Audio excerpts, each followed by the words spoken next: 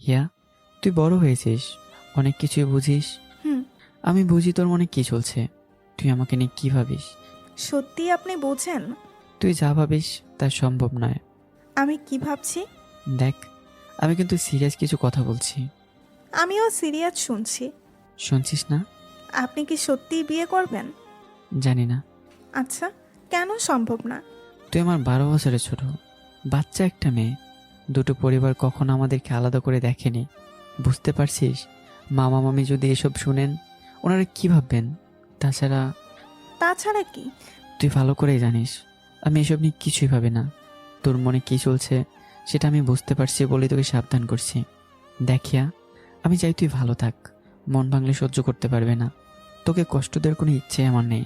তাই তোকে পরিষ্কার করে বলে দিচ্ছি, এটা সম্ভব না। রেহান ভাই এক শ্বাসে কথাগুলো বললেন। ওনার কথা শুনে আমার চোখে পানি চলে এসেছে। অনেক তো কারণ ব্যাখ্যা করলেন, একটা কথা সত্যি করে বলবেন? কি? আমার জন্য কি আপনার মনে কোনো জায়গা নেই? তোর আমার বয়সের ডিফারেন্স কত জানিস? বাচ্চা মেয়ে একটা। আমি বাচ্চা মেয়ে? আমি 21 পেরিয়ে 22-এ পা দিয়েছি। আমাকে বাচ্চা মনে হয় আপনার?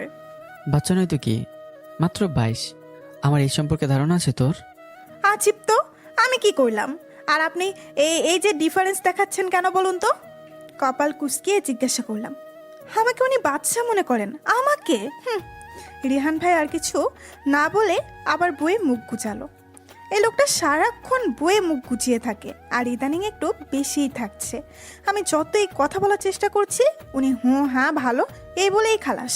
ভাব দেখলে গা জ্বলে যায়। সেই কখন থেকে ওই বেলকনিতে এসে দাঁড়িয়ে আছি, একবার বসতেও বলেনি। আমি বক বক করেই যাচ্ছি, অথচ উনি বই পড়ছেন। লাভ ম্যারেজ নাকি অ্যারেঞ্জ ম্যারেজ, কোনটা ভালো জিজ্ঞেস করতেই এতগুলো কথা শোনালেন, এইজ ডিফারেন্স দেখালেন। কি এমন বলেছি আমি যেন ওনাকে বিয়ে করতে বলেছি? আমার টাকা পড়েছে আধো বুড়া লোককে বিয়ে করতে। উফ, এই তুই চুপ করে থাকতে জানিস না? সারাক্ষণ এত কথা বলিস কেন শুনি? রেহান ভাই বিরক্ত হয়ে হাত থেকে বইটা রেখে আমার দিকে তাকিয়ে আছে। ঠিক আছে, আর কথা বলবো না, আর আসবো না আপনার কাছে। কফি দিতে এসেছিলাম, এখন থেকে নিজের কফি নিজেই করে নেবেন। কথাগুলো বলে হন হন করে চলে আসলাম। আর যাব না, জীবনেও যাব না এই লোকটার কাছে। রাগে দুঃখে চোখে পানি চলে এসেছে। এই লোকটা এমন কেন? উনি কি? আমিও ঠিক করে ফেলেছি, আর যাব না ওনার কাছে। পরদিন ভার্সিটিতেও যাইনি। রোজ সন্ধ্যার ঠিক আগে আগে বাগানে যেতাম, সেটাও যায়নি। রাতে ফুপি এসে বলল, কি রে হিয়া, আসিসনি কেন আজ? তোর শরীর খারাপ? না ফুপি, বের হতে ইচ্ছে করেনি, সারাদিন রুমেই ছিলাম। ও, তাই বল। আমি ভাবলাম শরীর খারাপ করলো কিনা, সারাদিন আজ অবসর পাইনি আসার জন্য। পরদিন ভার্সিটি থেকে ফিরে ঘুমাচ্ছিলাম, বিকেলবেলা ফোনে ঘুম ভাঙলো। হ্যালো। এখনো পরে ঘুমাচ্ছিস? কেন, ঘুমাতেও মানা আছে নাকি? হ্যাঁ আছে, বই কি। চট করে চলে আয়, তাড়াতাড়ি আসবে। বলেই রেহান ভাই ফোন রেখে দেন। রেহান ভাই আমার কাজিন, আমাদের বাড়ির একদম পাশাপাশি। বিশাল এরিয়ার পাশাপাশি দুটো বাড়ি। উনি একজন ভার্সিটির টিচার, তবে আমি ওনার ছাত্রী নয়। মিজান আঙ্কেলের সাথে আমার একমাত্র ফুপির বিয়ে হয়। আব্বু আর মিজান আঙ্কেল দুজনেই একসাথে আর্মিতে ছিলেন। দুজনে খুব ভালো বন্ধুত্ব ছিল। মিজান আঙ্কেলের তেমন কেউই ছিল না। দাদু চেয়েছিলেন ওনার দুই ছেলে মেয়ে ওনার কাছেই থাকুক। ওনার সব কিছু আব্বু আর ফুপির নামে লিখে দেন। মিজান আঙ্কেল প্রথমে আপত্তি করলেও দাদু অনুরোধে রাজি হন। তারপর দাদু ফুপির নামে যে অংশ লিখে দিয়েছেন সেখানেই একটা বাড়ি করে দিতে চান, কিন্তু মিজান আঙ্কেল সেটা করতে দেননি, নিজে বাড়ি করেছেন। মিজান আঙ্কেল অনেক ভালো মানুষ ছিলেন। ওনাদের দুটি সন্তান, রেহান ভাই আর মাহি আপু। রেহান ভাই দেশের বাইরে পড়াশোনা করেছেন। আঙ্কেল যখন মারা যান তখন রেহান ভাই এসেছিলেন। মাস দুয়েক দেশে থেকে উনি আবার চলে গেছেন। তখন আমি ক্লাস 7-এ পড়তাম। এর মধ্যে বেশ কিছু বছর পেরিয়ে গেছে। মাহি আপু যখন মেডিকেলে চান্স পেয়ে চট্টগ্রামে চলে গেল, ফুপি তখন একা হয়ে পড়েন। যদিও আমরা ছিলাম, আমি ফুপির কাছেই বেশি থাকতাম, আর সারাদিন সবাই এ বাসা ও বাসা আসা যাওয়া হতোই। দুটো বাড়ি যে আলাদা কখনো মনেই হয়নি। কিন্তু একটা সময় ফুপি অসুস্থ হয়ে বিছানায় পড়েন। মেয়ের চট্টগ্রাম মেডিকেলে পড়ে, আসার খুব একটা সুযোগ পায় না, আর ছেলেটা সেই যে বিদেশে পড়ে আছে। রেহান ভাই পড়াশোনা শেষ করে সেখানে একটা ভার্সিটিতে জয়েন করেন। ওনার না ফেরার চিন্তা ছিল, তাই ফুপিকে নিয়ে যাবার অনেক চেষ্টা করেছে, কিন্তু ফুপি কিছুতেই রাজি হয়নি। সে চিন্তায় চিন্তায় ফুপির এই অবস্থা, যার জন্য বাধ্য হয়েই রেহান ভাই দেশে ফিরে আসেন। তারপর আর ফিরে যাননি। প্রায় 2 বছর হয়ে গেছে দেশে ফিরে উনি একটা ভার্সিটিতে জয়েন করেছেন। রেহান ভাইয়ের বয়স 34 বছর। ওনার ধারণা আমি ওনার হাঁটুর বয়সী। রেহান ভাইয়ের ফোন পেয়ে যাব কি যাব না ভাবতে ভাবতে চলেই গেলাম। দেখা যাক কেন ডেকেছেন। কলিং বেল চাপার সাথে সাথেই দরজা খুলে গেল। ভেতরে আয়। ভেতরে ঢুকেই উনি আমাকে ব্যালকনিতে নিয়ে গেলেন। বস। আমাকে বসিয়ে উনি ভেতরে চলে গেছেন। কিছুক্ষণ পরেই ফিরে আসেন, হাতে দুটো কফির মগ। একটা আমার দিকে এগিয়ে দিলেন। হাতে নিতে নিতে বললাম, বাবা আজ সূর্য কোন দিকে উঠল? কেন বলতো? না এমনি, আপনি কফি করে খাওয়াচ্ছেন তাই বললাম। কেন, আমি কি কফি খাওয়াতে পারি না? প্রতিদিন তো তুই কফি করে আমাকে খাওয়াস, আজ না হয় আমি করলাম। বলেই একটু মুচকি হাসলো। ইস, এই লোকটা এভাবে কেন হাসে? এই হাসিটা ধুর, আমার কি? সবই বুঝলাম, কিন্তু ঘটা করে ডেকে আনা হয়েছে কেন? কফির জন্য? শুধু কফির জন্য বললে ভুল হবে। শুদ্ধটা কি শুনি? দাঁড়া, কফিটা শেষ করে নেই। কফি শেষ করে উনি আবার রুমে গেলেন। দেখ কি এনেছি। ওনার হাতের দিকে তাকিয়ে আমি খুশিতে লাফিয়ে উঠলাম। ইস, কত সুন্দর! রেহান ভাইয়ের হাতে একটা পিঞ্জিরায় দুটো ধপধপে সাদা খরগোশের বাচ্চা। কি যে সুন্দর! আমি হাতে নিলাম। কি সফট সফট। তোর পছন্দ হয়েছে? হয়েছে মানে? খুব হয়েছে। নিয়ে যা।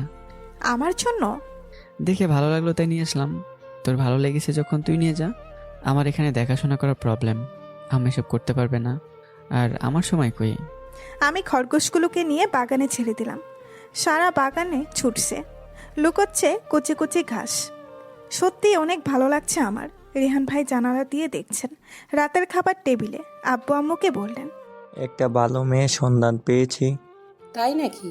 আপু, আরিফ তো এখনো বাচ্চা, ওকে এখনই বিয়ে দিয়ে দিবে, বাল্যবিবাহ হয়ে যাবে না? আরিফ আমার দিকে তাকিয়ে কটমট করছে। আমি ওর চোখে টিপুনি কাটলাম। আদি আমার জন্য না, রেহান ভাইয়ের জন্য। দিয়া হাসতে হাসতে বলল, তুই তো মনে মনে আফসোস করছিস, রেহান ভাইয়ার জায়গা কেন তোর হলো না? দিয়া আরিফ দুজনে জমস, ইন্টারমিডিয়েট সেকেন্ড ইয়ারে পড়ে। একটু থামবি তোরা? সারাক্ষণ বাসা মাথায় করে রাখে, শান্তিতে কথা শুনবো তারও উপায় নেই। আম্মু আমাদের ধমক থামিয়ে দিয়ে আব্বুকে জিজ্ঞেস করলেন, মেয়ে কি করে বিস্তারিত বলো তো। মেয়ে একটা কলেজে চাকরি করে, ভালো ফ্যামিলি। রেনু আপা আগামীকালই মেয়ে দেখতে যেতে চাইছেন। তাহলে ভালোই হয়েছে। যাক বাবা, এবার যদি রেহান বিয়েটা করতে রাজি হয়। এসব আলোচনা শুনতে আমার ভালো লাগছে না। আমি উঠে পড়লাম। কি রে, উঠে পড়লি কেন? খাওয়া শেষ কর। আমার খাওয়া শেষ আম্মু, আমারও শেষ। বলে দিয়াও উঠে পড়ল। আমি রুমে চলে আসি। রেহান ভাই এবার সত্যিই বিয়ে করে ফেলবেন? করুক, তাতে আমার কি? পরদিন বিকেলে আব্বু আম্মু সহ সবাই মেয়ে দেখতে চলে গেলেন। আমি যাইনি। আম্মু ফুপি অনেক জোর করেছেন, কিন্তু সকাল থেকে আমার খুব মাথা ধরে আছে, তাই আর যেতে পারিনি। বাসায় থেকে গেলাম। সারাদিন শুয়ে থেকে আর ভালো লাগছে না। একটু বাগানে গিয়ে খরগোশ দুটোকে ছেড়ে দিয়ে কানে হেডফোন গুঁজে বসে আছি। হঠাৎ কাঁধে কারো হাতের স্পর্শ পেয়ে চমকে উঠি। তাকিয়ে দেখি রেহান ভাই দাঁড়িয়ে আছেন। কিরে, কখন থেকে ডাকছি, শুনতে পাস না? ওহ, এটা লাগিয়ে বসে আছেন উনি। আমার কান থেকে হেডফোন টেনে খুলে ফেললেন। আপনি এখানে কেন? জাননি? কোথায়? ওই যে তারা সবাই গেল মেয়ে দেখতে। না, তুই যাসনি কেন? বসতে বসতে বললেন। আমার মাথা ধরেছিল তাই। হুম। কিছু সময় চুপচাপ বসে দুজনেই। তোর পড়াশোনা কেমন চলছে রে? ভালো। পরীক্ষা বেশি দেরি নেই, ভালো করে পড়াশোনা কর, আর আজেবাজে চিন্তা মাথা থেকে ঝেড়ে ফেল। হুম। কি? ঝেড়ে ফেলবো। গুড। রেহান ভাই আর কিছু না বলে কিছু সময় চুপচাপ বসে থেকে চলে যাচ্ছেন। কিছু দূর যাবার পর থেমে গেলেন। আমি একটা খরগোশ কোলে নিয়ে ঘাস খাওয়াচ্ছি। ইয়া। রেহান ভাইয়ের ডাক শুনে সামনে তাকালাম। খরগোশ দুটো তোর জন্য এনেছিলাম। বলেই বাসার ভেতরে চলে গেলেন। রেহান ভাইয়ের জন্য মেয়ে দেখে সবাই খুব খুশি মনে ফিরে আসলো। মেয়ে সবার পছন্দ হয়েছে। আগামীকাল মেয়ে বাড়ি থেকে লোক আসবে। আম্মু ফুপিকে দেখলাম এসেই ব্যস্ত হয়ে পড়েছে। কি কি আয়োজন হবে তার লিস্ট করছে। দিয়া আরিফ মেয়ের ছবি নিয়ে গবেষণা করছে। আপু, মেয়ের ছবি দেখবি না? আমার দেখতে ইচ্ছে করছে না, আবার আগ্রহও হচ্ছে। ভদ্রতার খাতিরে না হয় দেখলামই। সুন্দর না? ছবি দেখার সময় বুঝলাম রেহান ভাই এসেছে। ওনাকে শুনিয়েই বললাম, বাহ, খুব সুন্দর তো, খুব মানাবে। রেহান ভাই কিছু বলল না। আরিফকে ইশারা করতেই আরিফ উঠে চলে গেল ওনার সাথে। দিয়া আবারও ছবি দেখায় মনোযোগ দিয়ে বলল, আপু দেখ এই ছবিটা। ধুর, তুই দেখ। বলেই আমি উঠে চলে গেলাম। আরিফ আর দিয়া আমার ছোট হলেও আমাকে তুই তুই করেই ডাকে। আব্বু আম্মু অনেক চেষ্টা করেছে চেঞ্জ করতে, কিন্তু আমার ভালোই লাগে, তাই চেঞ্জ করতে দেইনি। রাতে ফুপি আর রেহান ভাই আমাদের সাথেই খেলেন। খেতে বসে আব্বু বলল, রেয়ান, কাল দুপুরে কিছু মেহমান আসবে, তুই কোথাও বের হবি না। রেহান ভাই শুধু ঘাড় নাড়িয়ে সায় দিল। পরদিন সকালে গরমে ছটফট করতে করতে ঘুম ভাঙল। ভেবেছিলাম ইলেকট্রিসিটি নেই, পরে দেখি না, আমার রুমের ফ্যান অফ। এই কাজ আম্মু ছাড়া কেউ করেনি। আমাকে ঘুম থেকে তোলার এই টেকনিক আম্মুর ভালো জানা আছে, কিন্তু এত সকাল সকাল কেন? উঠে বসলাম, কিন্তু চোখ খুলতে পারছি না। ফ্যানের সুইচটা দিয়ে আবার শুয়ে পড়লাম। আম্মু আম্মু দেখে যাও। চিল্লানি শুনে ধরফর করে উঠে বসলাম। ভাবলাম কি বিপদ হলো।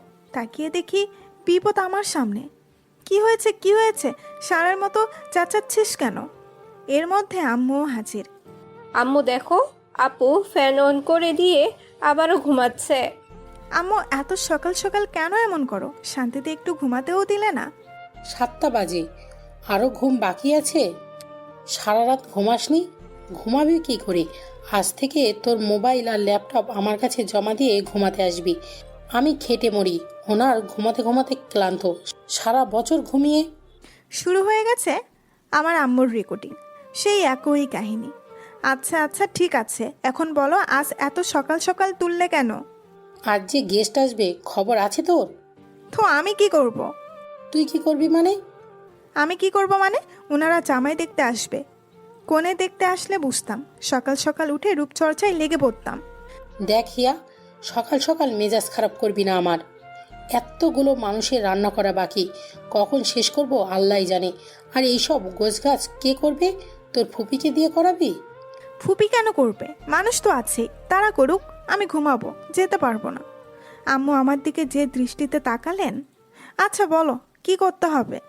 আম্মু সব কাজ বুঝিয়ে দিলেন। আমি আর দিয়া সুমি আপাকে নিয়ে ড্রয়িং রুম সহ সারা বাড়ির সব গোছগাছ করব। সুমি বয়সে দিয়ার কাছাকাছি প্রায়, আমাদের বাড়িতেই থাকে। মা জননীর কথা মতো কাজে লেগে পড়লাম। রেহান ভাইয়ের বিয়ে বলে কথা, আম্মু আর ফুপি কিচেন সামলাচ্ছে। প্রায় 12:30 বাজে। এমন সময় আব্বু কোথা থেকে এসে আম্মুকে আর ফুপিকে ডাকলেন। আমি কিচেনের সামনে দিয়ে যাচ্ছিলাম, আমাকে দেখে আম্মু ডাক দিলেন। এই হিয়া, একটু এদিকে আয়। হ্যাঁ বলো। তোর আব্বু ডাকছে, তুই একটু মাছটা উল্টে দিস, না হলে পুড়ে যাবে। আচ্ছা আমি দিচ্ছি, যাও তোমরা। আম্মু আর ফুপি চলে গেল। আচ্ছা, সত্যিই কি রেহান ভাই বিয়ে করবেন? অন্যবার তো মেয়ে দেখতে যাবার কথা শুনলেই রেগে যেতেন। এবার ইদানিং একটু বেশি অ্যাভয়েড করছেন আমাকে, নিজে থেকে যেন একটা গ্যাপ রেখে চলছেন। আমার সাথে কেন এমন করে? আমার ভেতরটা কেমন করছে। আহ, গরম ফ্রাই প্যানটা হাতে লেগে অনেকটাই পুড়ে গেছে, খুব জ্বালা করছে, চোখে পানি এসে গেছে। কিরে হয়েছে? হ্যাঁ ফুপি, এই তুলে নিচ্ছি। মাছগুলো তুলে রাখলাম, এগিয়ে হাত জ্বলে যাচ্ছে।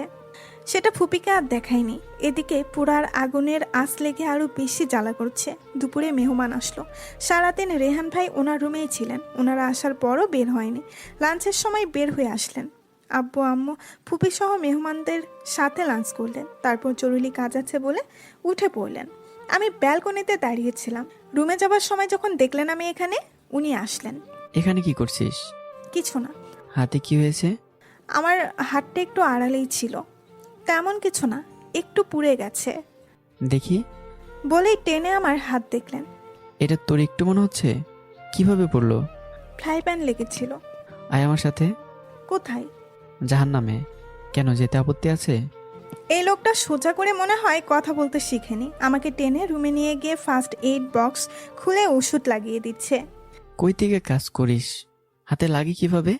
করতে পারিস না তো যাস কেন? আমি তাকিয়ে তাকিয়ে দেখছি উনি ওষুধ লাগিয়ে দিচ্ছেন। করতে পারি না কে বললো? আমি খুব ভালোই রান্না করতে পারি। জানি জানি, একটু সাবধানে করতে পারিস না? কতটুকু পুড়ে গেল? নিশ্চয় খুব জ্বালা করছে। করছে তো, খুব জ্বালা করছে। রেহান ভাই একবার শুধু তাকালেন আমার দিকে। রেডি হয়ে নে। কেন? আমার সাথে বের হবি? এখন? তো কখন? বাসায় গেস্ট আছে, এখন বের হব কিভাবে? গেস্ট আছে তো কি প্রবলেম? তোকে দেখতে আসছে, সেজেগুজে সামনে যাবি? আবার টারা টারা কথা শুরু। সোজা কথা কি বের হয় না মুখ থেকে? আমার কিচ্ছু না, তবে আমার পেটেও জ্বালা করছে। পেটে জ্বালা করছে কেন? খিদে পেয়েছে, আমি খাইনি এখনো। এত সময় হয়ে গেছে, খাসনি? যা তাড়াতাড়ি খেয়ে আয়। গেস্ট এসেছে রেহান ভাইকে দেখতে, এখন ওনাদের সামনে আমাকে নিয়ে উনি বেরিয়ে যাবেন, এটা ভালো দেখায় না। ওনার কি না কি ভাববেন। যদিও রেহান ভাই কখনো কারো ভাবনা তোয়াক্কা করে না, কিন্তু আমার কাছে ভালো লাগবে না, তাই ইচ্ছে করে লেট করলাম।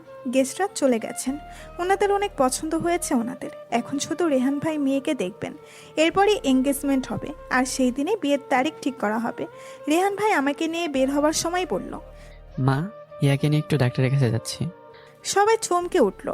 হিয়ার কি হয়েছে? হাত পুড়ে গেছে, কাউকে দেখায়নি। ওমা, কখন পুড়লো?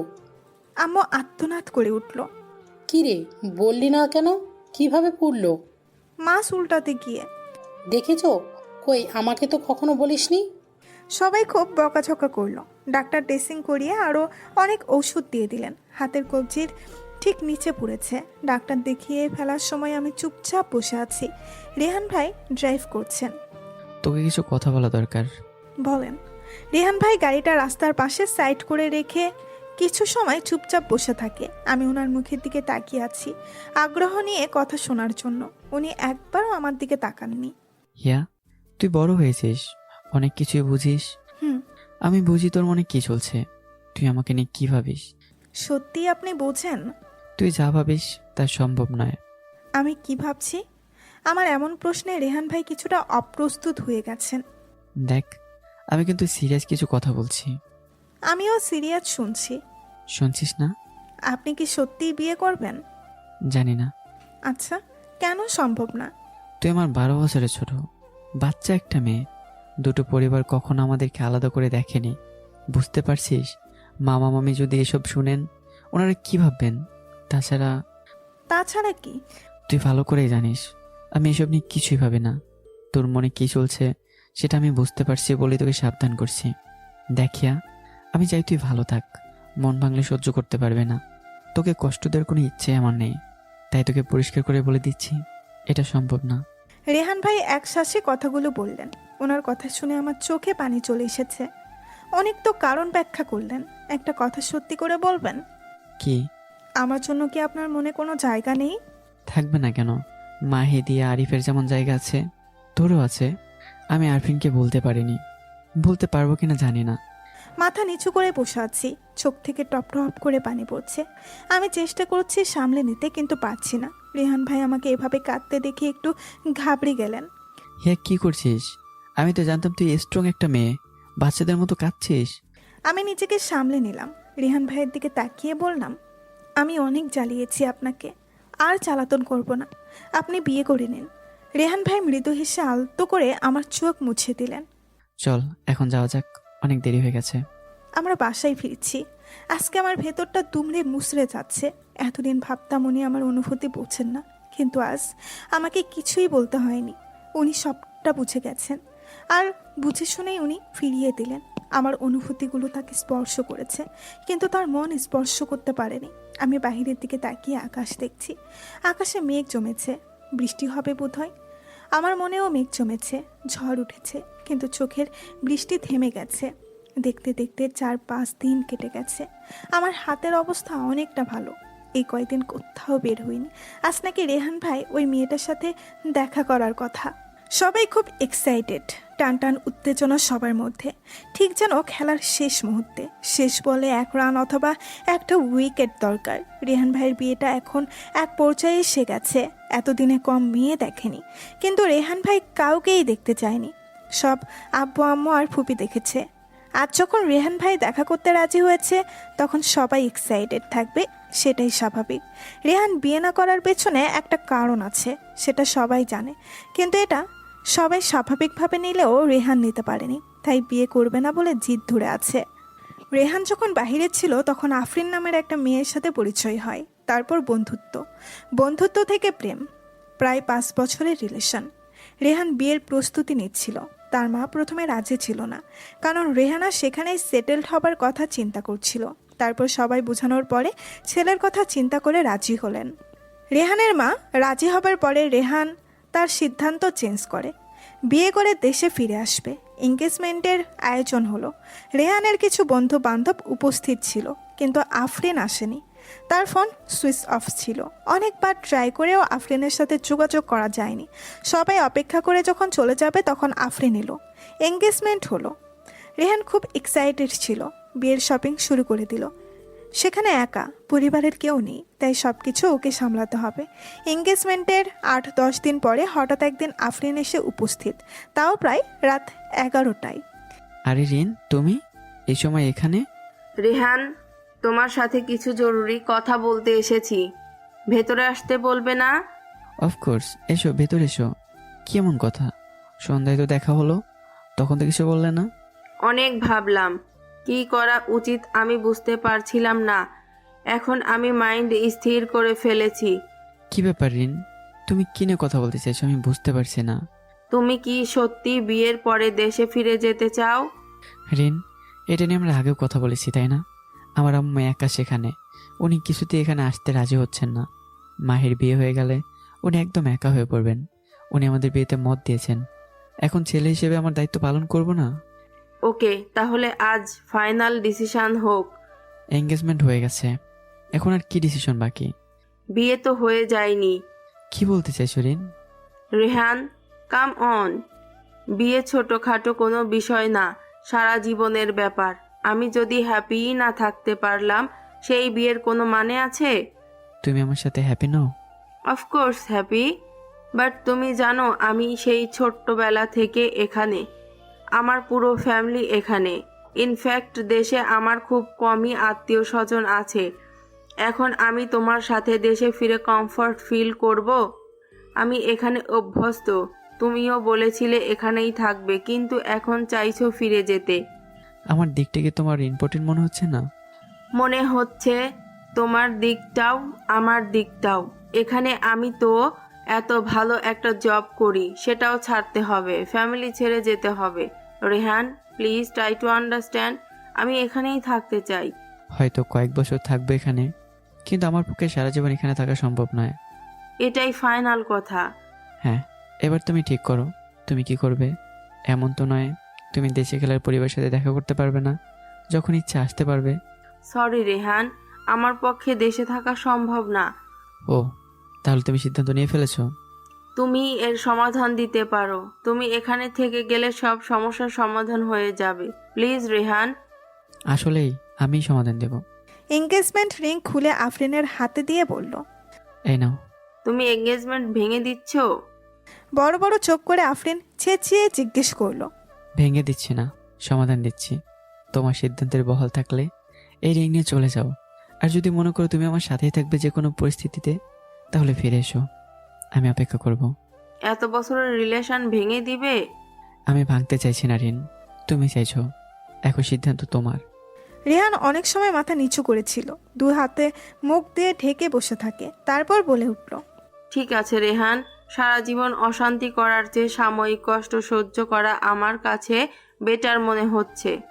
আফরিন নিজের হাতের রিংটা খুলে রেহানের হাতে দিল। ভালো থেকো রেহান। আফরিন চলে যায়, রেহান তাকে ফেরায়নি। রেহান ভেবেছিল কিছুদিন পরে নিজের ভুল বুঝতে পেরে রিন ঠিক ফিরে আসবে, কিন্তু রেহানকে ভুল প্রমাণ করে 2 মাসের মাথায় রিন বিয়ে করে ফেলে। রেহান ভাবতেই পারেনি 5 বছরের রিলেশন এভাবে শেষ করে দিল, আর রিন সত্যিই বিয়ে করে ফেলবে এটাও চিন্তাই করেনি। অভিমানে যোগাযোগ করেনি ঠিক, কিন্তু সারাক্ষণ আফরিনের কথাই ভেবেছে। এই ঘটনার পরে রেহান খুব আপসেট হয়ে যায়। দিন দিন আরও খারাপ হতে থাকে রেহানের অবস্থা। ওর মা তখন চিন্তায় অসুস্থ হয়ে পড়েন, আর রেহানও বাধ্য হয়ে ফিরে আসে মায়ের জন্য। কিন্তু বিয়েটা আর করা হয়নি। রেহান ভাই মেয়েটার সাথে দেখা করতে গিয়েছিলেন বিকালবেলা। সন্ধ্যায় দেখি আব্বু, ফুপি, আম্মু মুখ কালো করে বসে আছেন। আপা, তোমার ছেলের বিয়ের আশা এই জন্মের মতো ছেড়ে দাও। আমি আর কোনো মেয়ে দেখবো না ওর জন্য। রিহানের কি দোষ? মেয়েই তো রাজি হয়নি, তার নাকি বিয়েতে মত নেই। আম্মুর কথা শুনে ফুপি তেলে বেগুনে জ্বলে উঠলেন। মেয়ে রাজি হয়নি, মেয়ের রেহানকে পছন্দ হয়নি, এইটাও আমাকে বিশ্বাস করতে বলো? আমার ছেলেকে চিনো না? ওর পেছনে সব কলকাঠি নেড়েছে সে, আমি সব বুঝতে পারছি। যাহ বাবা, এই বিয়ে এত কৌশলে ভেঙে দিল। অবশ্য তাতে আমি কিচ্ছুটা খুশি হইনি, বললে মিথ্যা হবে। রাতে সবাই যার যার রুমে চলে গেছে ঘুমাতে। আরিফের রুমে যাচ্ছিলাম একটা কাজে। আরিফের রুমে আব্বু আম্মু রুমের সামনে দিয়েই যেতে হয়। হঠাৎ কানে আসলো আমাকে নিয়ে কথা হচ্ছে। রেহান ভাইয়ের নামও শুনতে পেলাম। কি কথা হচ্ছে শোনার জন্য আর একটু এগিয়ে দরজার কাছে দাঁড়ালাম। দরজার সামান্য খোলা ছিল, কথাগুলো স্পষ্টই শুনতে পেলাম।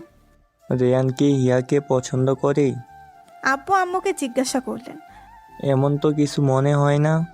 তবে রেনু আপা হিয়াকে খুব পছন্দ করেন। উনি চেয়েছিলেন রেয়ান হিয়াকে বিয়ে করুক, কিন্তু এই ছেলের যা মতিগতি। কই, আপা তো আমাকে কখনো কিছু বলেনি। বলার মতো কিছু থাকলে তো বলবে। রেয়ান বিয়ে করতেই রাজি না। এখন যদি হিয়ার সাথে বিয়ের কথা হয় আর রেয়ান রাজি না হয়, তখন কি একটা বিশ্রী অবস্থা হবে। আপা হিয়াকে নিজের মেয়ের থেকে কম দেখে না কোনো দিন। হিয়াকে এমন একটা বিশ্রী পরিস্থিতিতে ফেলতে চায় না। এটাই ঠিক। তবে আম্মু তবে শুনে আব্বু বললেন। তবে কি? রেহানের মনে কি আছে জানি না, তবে আমার মেয়ের মনে কি আছে জানি। হিয়ার মনে কি আছে? হিয়া কি? হিয়া রেহানকে পছন্দ করে। তাই নাকি? তোমাকে বলেছে কিছু? ধুর, আমাকে বলবে? মায়ের চোখ ফাঁকি দেয়া এত সহজ না, রেনু আপাও জানে। বাহ, তুমিও জানো, আপাও জানে, শুধু আমি জানি না। আরে সব সময় সব কিছু জানতে হয় না, সময়ে জানলেই চলবে তোমায়। হ্যাঁ, আমি তো গাদার খাটুনি খেটে মরি, এসব জেনে কি হবে? বাজে বকো না তো। আপা এবার একটু ক্ষেপে আছে রেহানের ওপরে। সেটাই তো স্বাভাবিক, একটার পর একটা বিয়ের সম্বন্ধ ভেঙে দিচ্ছে। কি যে চায় আল্লাহই ভালো জানে। রেহান যাই চাক, হিয়া বড় হয়েছে, সামনে অনার্স ফাইনাল দিবে। এবার কিন্তু আমাদের ভাবা উচিত, ছেলে মেয়ের খোঁজ করো। ঠিক বলেছ। লাইট অফ করে দাও তো, ঘুম পাচ্ছে। আমি সরে আসলাম। আরিফের রুমে আর যাইনি, সোজা নিচের রুমে চলে আসি।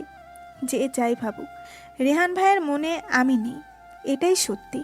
আমার খারাপ লাগলেও এটা সত্যি, আমার কষ্ট লাগলেও এটাই সত্যি। ওনার মনে এখন অন্য কেউ আছে। বিকেলবেলা বাগানে গেলাম। খরগোশ দুটোর সাথে সময় কাটাতে বেশ ভালো লাগে আমার। দোলনায় হালকা দোল খাচ্ছি আর খরগোশ দুটোর লুকাচুরি দেখছি। বাগানের অন্য পাশে দেখলাম রেহান ভাই ফোনে কথা বলছেন। ব্লু কালার টি শার্টে ওনাকে খুব বেশি হ্যান্ডসাম লাগছে। এই লোকটাকে দেখে ওনার বয়স অনুমান করা অসম্ভব। ভার্সিটির মেয়েদের ক্রাশ হবে না কেন? ওনার মতো ব্যক্তিত্ব, কথা বলার স্টাইল, অমায়িক হাসি, যে কোনো মেয়ের মন ছুঁয়ে যাবার মতো কথা। আমাকে দেখতে পেয়ে ফোন রাখতে রাখতে আমার দিকে আসছেন। কি রে, কি করছিস? বসে পড়লেন আমার পাশে। কিছু না, বসে আছি। তোর খরগোশ দুটো কেমন আছে? ভালো আছে। বাহ, আরো সুন্দর হয়ে গেছে কদিনে। হুম। মন খারাপ? না তো। তো এভাবে কথা বলছিস কেন? কিভাবে বলছি? রাগ আমার ওপর? না তো, রাগ হবে কেন? তাহলে আগের মতো কথা বলিস না কেন? কেমন করে যেন কথা বলছিস, আগের মতো বাসায় আসিসও না। আমি তো ঠিক করেই কথা বলছি, যেভাবে বলা উচিত। বলেছিলাম না জ্বালাতন করব, তাই করছি না। তাই বলে এভাবে? হুম। বেশি পাকনামো করতে হবে না, আগের মতোই চলবেন। আপনার এই অদ্ভুত ব্যবহার সবার চোখেই বাজবে, বুঝছিস? বুঝেছি। গুড। হঠাৎ দেখি আমাদের ব্যালকনিতে আম্মু আর ফুপি কথা বলছেন। দুই একবার আমাদের দিকে তাকাচ্ছেনও। গতকাল রাতের কথা মনে পড়ে গেল। কি ভাবছেন ওনারা? ভাবতেই তাই নর্মাল ব্যবহার করার চেষ্টা করলাম, কিন্তু ভেতরে একটা অস্বস্তি হচ্ছে। আম্মু আর ফুপিকে একসাথে দেখার পর উঠে যে চলে যাব, সেটাও অসুলভ দেখায়। আমাকে উদ্ধার করে দিয়ে আরিফাত দিয়া হাজির। যাক বাবা, এবার পরিবেশটা ঠিকঠাক লাগছে। চারজনের সন্ধ্যা পর্যন্ত আড্ডা চলল। ওই যে রেহান ভাইয়ের কথাগুলো শোনার পরে তারপর আব্বু আম্মুর আলোচনা শুনে আমি যতই স্বাভাবিক থাকার চেষ্টা করছি পারছি না। এর মধ্যে পরীক্ষার দরজায় কড়া নাড়ছে। এই সুযোগ এক অজুহাতে নিজের রুমে বেশি সময় কাটাচ্ছি। পড়াশোনা নিয়ে ব্যস্ত হয়ে পড়লাম। ধীরে ধীরে আমিও স্বাভাবিক হয়ে গেলাম। দেখতে দেখতে আমার পরীক্ষা শেষ। একদম ফ্রি হয়ে বাসায় সময় কাটাচ্ছি। এর মধ্যে ছোট মামা হাজির। ছোট মামা মামানি দেশের বাইরে থাকেন, 3 মাসের জন্য দেশে ছুটি কাটাতে এসেছেন। সাথে ওনাদের 5 বছরের ছেলে নুহাস। এখানে কয়েকদিন ওনাদের সাথে খুব হইচই করে নুহাসকে নিয়ে সময় কেটে গেল। ওনারা বাড়িতে ফিরে যাবার আগেই আমাকে ওনাদের সাথে নেওয়ার জন্য বায়না ধরলো। যাবার আগের দিন সন্ধ্যায় সবাই যখন একসাথে বসলো তখন ছোট মামা বললেন, আপা, হিয়া আমাদের সাথে যাবে? তোরা এতদিন পর এসেছিস, কত জায়গায় ঘোরাঘুরি করবে হিয়া, গিয়ে কি করবে? ওর তো পরীক্ষা শেষ, শুধু শুধু বসে আছে বাসায়। আমাদের সাথে গেলে ঘোরাঘুরি করবে, হিয়ার সময় কাটবে, আমাদেরও অনেক ভালো লাগবে। মামানি আমাকে একটু বেশিই আদর করেন, তাই উনিই বায়না ধরেছেন। আমি কি বলবো, আমি কিছু জানি না, তোর বাবাকে গিয়ে জিজ্ঞাসা কর। দোলা ভাই, হিয়া কিন্তু যাচ্ছে আমাদের সাথে। যাক না, সারাদিন তো বাসায় বসে থাকে, ঘুরে আসলে ভালো লাগবে। ফুপির সাথে মামনি যোগ করলেন, হ্যাঁ, এখনই তো বেড়ানোর সময়, কদিন পরে বিয়ে হয়ে গেলে তো হিয়াকে পাবো না। আমি সোফার হাতলের এক কোণায় বসে আছি। রেহান ভাই মুস্কি মুস্কি হাসছে মামির কথা শুনে। আচ্ছা ঠিক আছে, কিছুদিন ঘুরে আসুক। ছোট মামনির সাথে আমার খুব ভাব, ওনার সাথে যাব এতে আমিও খুব খুশি। অনেক দিন পর নানু বাড়ি যাব। এদিকে আরিফা দিয়া গাল ফুলিয়ে আছে, ওরাও যেতে চাইছে, কিন্তু আব্বু না করার আগেই রেহান সাহেব ওনাদের নিষেধ করে দিয়েছেন, কারণ ওনাদের পরীক্ষার পরেই যাবার অনুমতি দেওয়া হবে। আর পরীক্ষা এখনও 2-3 মাস বাকি, এতই দুজন ভুলে আছে। ওদের মন খারাপ দেখে আমারও ভীষণ খারাপ লাগছে, কিন্তু কিছুই করার নেই, কারণ রিহান ভাই না করার পর আর কেউ অনুমতি দিবে না। নানু বাড়িতে দিনগুলো খুব আনন্দে কাটালাম সবার সাথে। প্রায় 20 থেকে 25 দিন থাকার পরে আব্বু জরুরি তলবে বাসায় ফিরলাম। এসে দেখি এলাহি কাণ্ড, বাগান থেকে শুরু করে পুরো বাড়ির চিত্র যেন বদলে গেছে। সব পরিপাটি করে সাজানো হচ্ছে, বিষয়টা বুঝতে পারছি না। বাসায় ফেরার পর সবাই খুশি হলো, কিন্তু কেউ কিচ্ছু বলল না। দিয়া, বিষয়টা কি রে? কোন বিষয়? বাসার চেহারা বদলে গেছে, কিছু একটার গন্ধ পাচ্ছি। আছে আছে, সিগারেট, বলা যাবে না। বলা যাবে না মানে? কি হয়েছে বল। আহা, ধীরে বাবু ধীরে, এতদিন পরে এসে সাথে সাথেই জেনে যাবে। কথাগুলো শুনে পেছনে ফিরে দেখি মাহি আপু। মাহি আপু, দৌড়ে গিয়ে জড়িয়ে ধরলাম। তুমি কবে আসছো? তোকে বলবো কেন, খোঁজ নিয়েছিস সে কদিন? নানু বাড়ি গিয়ে একদম সবাইকে ভুলে গেছিস। ইস রে, আমার মোবাইলটা পানিতে পড়ে 8-10 দিন যাবৎ নষ্ট হয়ে গেছে। নতুন মোবাইল নেওয়ার জন্য আবার শহরে আসতে হবে। মামা আসতে নাই, মোবাইলও নেই নাই। তারপর উনি নতুন একটা গিফট করলেন। তোমার তো সব দিকেই লাভ। দিয়া মুখ গমরা দিয়ে বলল, রেহান ভাই, ফুপিও আসলো। আপু বলো না কি হয়েছে? মাহি আপু শুধু হাসে, কিচ্ছু বলে না। আম্মুকে জিজ্ঞেস করলাম, আম্মু তুমি তো বলো। মাহি আপু আম্মুকে ইশারায় চুপ করিয়ে দিল। ধর, কেউ কিচ্ছু বলছে না। মাহি আপু বলল, যা ফ্রেশ হয়ে রেস্ট নে, সন্ধ্যায় আমাদের সাথে বের হবি। কোথায় যাব? ওমা, সব শপিং করতে হবে না, আজকে জুয়েলারিগুলো নিয়ে নিব। কিসের শপিং আর কিসের জুয়েলারি? আমি তো কিছুই বুঝতে পারছি না। আম্মু আর ফুপি অন্য রুমে চলে গেছেন। ইতিমধ্যে আরিফ রুমে ঢুকতে ঢুকতে বলল, বিয়ের? বিয়ের? কার বিয়ে? দিয়া আর মাহি আপু হাসছে। মাহি আপু কানে কানে বলল, তোকে মামা বাড়ি থেকে বিদায় করার ব্যবস্থা করেছে। আমি আকাশ থেকে পড়লাম, কে মানে কি? বলা নেই কওয়া নেই, হুট করে বিয়ে বললেই বিয়ে হয়ে যাবে? মগের মুল্লুক নাকি? রাগে গড়গড় করতে করতে রুমে এসে হাতের মোবাইল ছুঁড়ে বিছানায় ফেললাম। দিয়া মাহি আপু পেছন পেছন আসলো। হিয়া, তুই আগে শাওয়ার নে, তারপর বলছি সব, মাথা ঠান্ডা কর। মাহি আপু জোর করে ওয়াশরুমে পাঠিয়ে দিল। অনেকটা সময় নিয়ে শাওয়ার নিলাম। আমার ভীষণ কান্না পাচ্ছে, চোখের পানি থামছেই না। শাওয়ার নিয়ে বের হয়ে দেখি মাহি আপু আর দিয়া এখনো আছে। মাথায় টাওয়াল জড়িয়ে বেডের এক কোনায় বসে পড়লাম। আমার চোখ লাল দেখে দিয়া চোখ বড় বড় করে জিজ্ঞেস করে, আপু তুই কান্না করছিস? আমি চুপচাপ বসে আছি। দেখ হিয়া, আমরা এত কিছু জানি না। দায়িত্ব নিয়ে বিয়ে ঠিক করার কাজটা ভাইয়া করেছে। কি? রেহান ভাই? হুম, ভাইয়ের পছন্দ কি খারাপ হতে পারে বল? চল দিয়া, আমরা গেলাম, তুই রেস্ট নে। মাহি আপু দিয়া চলে গেছে রাগে দুঃখে। তাড়াতাড়ি চেঞ্জ করে নিয়ে রুম থেকে বেরিয়ে আসলাম। আরিফের রুমে রেহান ভাই ল্যাপটপে কাজ করছে। শাওয়ার নিয়ে রুম থেকে বেরিয়েই দেখি আরিফ কোথাও যাচ্ছে। রেহান ভাই কোথায়? আমার রুমে। তুই কই যাচ্ছিস? হাতে এগুলা কি? ভাইয়ার কি দরকারি কাগজপত্র কুরিয়ার করতে যাচ্ছি। কথা না বাড়িয়ে সোজা আরিফের রুমে চলে আসি। আমার প্রশ্ন শুনে রেহান ভাই হাঁ করে কিছু সময় তাকিয়ে থেকে বলল, কি সমস্যা মানে? এখন আপনাকে মানেও বোঝাতে হবে? আমি তো আর আপনাকে জ্বালাতন করছি না। আপনার কি এমন অনিষ্ট করেছি আমি? এসব কি বলছিস আর কেন বলছিস? আমি তো কিছুই বুঝতে পারছি না। অহ, উনি এখন কিছু বুঝতে পারছেন না। উনি সাধু। দেখ, হেয়ালি করবি না, যা বলা সরাসরি বলবি। বিয়ে আপনি ঠিক করেছেন? হ্যাঁ করেছি তো, কি হয়েছে? কি হয়েছে মানে? আমার লাইফ, আমি কাকে বিয়ে করব না করব সেই সিদ্ধান্ত আমি নিব। আমাকে একবার জিজ্ঞেস করার প্রয়োজন বোধ করেননি? আপনার সব সিদ্ধান্ত কেন আমার উপর চাপিয়ে দিবেন? রেহান ভাই কিছু সময় থ মেরে দাঁড়িয়ে থেকে ধপাস করে বসে আবার কাজ শুরু করলেন। ওনার এই ভাবলেসিন ব্যবহার দেখে রাগে আমার গা চলে যাচ্ছে। টান দিয়ে ল্যাপটপ সরিয়ে নিলাম। আরে কি করছিস? ল্যাপটপ সরিয়ে অন্য জায়গায় রেখে বললাম, আগে আমার প্রশ্নের উত্তর দিন। কি উত্তর দিব বল? প্রশ্ন কর। আপনার প্রবলেমটা কি জানেন? না তো, কি প্রবলেম বল তো? আপনার ইগো আর আপনার মাঝে একটা স্বৈরাচারী মনোভাব। আপনার সিদ্ধান্ত অন্যের উপর চাপিয়ে দিতে চান সব সময়। তাই? জি, একদমই তাই।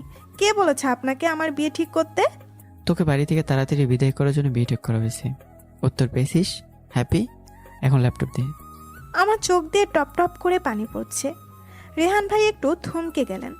আমাকে পুতুল মনে হয় আপনার? কিসব বলছিস? তোকে পুতুল মনে করবো কেন? আপনি আমাকে পুতুলই মনে করেন। না হলে আমারও মন বলে কিছু আছে, সেটা বুঝতে পারতেন।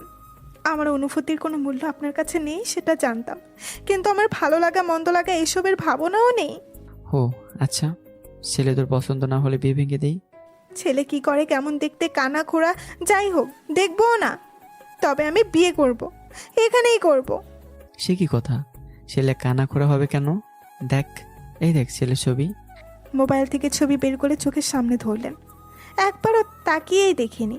আমি ওনার মুখের দিকে কঠিন মুখে তাকিয়ে দেখছি। আমার মনের কোনো মূল্য আপনাদের কাছে নেই, তো বিয়ে এখানেই হবে, তাতে আমি সুখী হই বা না হই। ছেলে খুবই ভালো, হ্যাপি রাখবে সব সময়। আমি আর একটা কথাও বলিনি। নিজের রুমে চলে এসে দরজা নক করে বিছানায় শুয়ে পড়লাম। মনে হচ্ছে কেউ আমার হৃৎপিণ্ডে ছুরি দিয়ে খুঁচিয়ে ফালা করছে। কখন যে ঘুমিয়ে পড়েছি বুঝতেই পারিনি। দরজায় ধুমধাম শব্দে ঘুম ভাঙলো। দরজা খুলে দেখি দিয়া। মেজাজ খারাপ হয়ে গেছে। তোর আর কোনো কাজ নেই? আমি একটু ঘুমালে তোর কি অশুদ্ধ হয়ে যায় শুনি? সহ্য হয় না? এত মেজাজ দেখাচ্ছিস কেন? আম্মু ডাকছে, গেস্ট আসছে। কিসের গেস্ট? আরে ছেলে পক্ষের তারা বিয়ের জন্য যে রিসর্ট বুকিং দিয়েছিল সেখানে একটা অ্যাক্সিডেন্ট হয়ে গেছে, পুলিশ ব্লক করে দিয়েছে। ওনারা হোটেলে উঠতে চেয়েছিল, কিন্তু আব্বু ফুপি তারা ওনাদের জোর করে বাসায় নিয়ে আসছে। বাসায় নিয়ে আসতে মানে? আব্বু বলছে দুটো বাড়িতে এতগুলো রুম খালি পড়ে থাকতে গেস্ট কেন হোটেলে থাকবে। আজীব তো, ওনাদের কি বাড়িঘর নাই? এসবের মানে কি? তুই দেখি কিছুই জানিস না। আম্মু বলেনি ওনারা চিটাগাং থেকে এসেছে, 8-10 দিন থেকে বিয়ের পরে একেবারে যাবেন, এই জন্য একটা রিসর্ট বুকিং করেছিলেন। আম্মু কই? নিচে আসে, তুই তাড়াতাড়ি আয়। বলে দিয়া চলে গেল। নানু বাড়ি থেকে এসে যা হচ্ছে তাতে আমার মাথা গুলিয়ে যাচ্ছে। বুঝতে পারলাম বিয়েটা চিটাগাং হচ্ছে। নিশ্চয়ই মাহিয়াপুর হাত আছে এখানে। ফ্রেশ হয়ে রুম থেকে বেরোতেই দেখি রেহান ভাইও নিচে যাচ্ছেন। আমাকে দেখেই বললেন, এখনো যাসনি নিচে? আমি কিছু না বলে চুপচাপ নিয়ে চলে আসি। এসে দেখি 8 থেকে 10 জন মানুষ। আমাকে দেখে একজন অল্পবয়স্ক মহিলা বললেন, আরে তুমিই তো হিয়া, কেমন আছো তুমি? আমি সালাম দিলাম।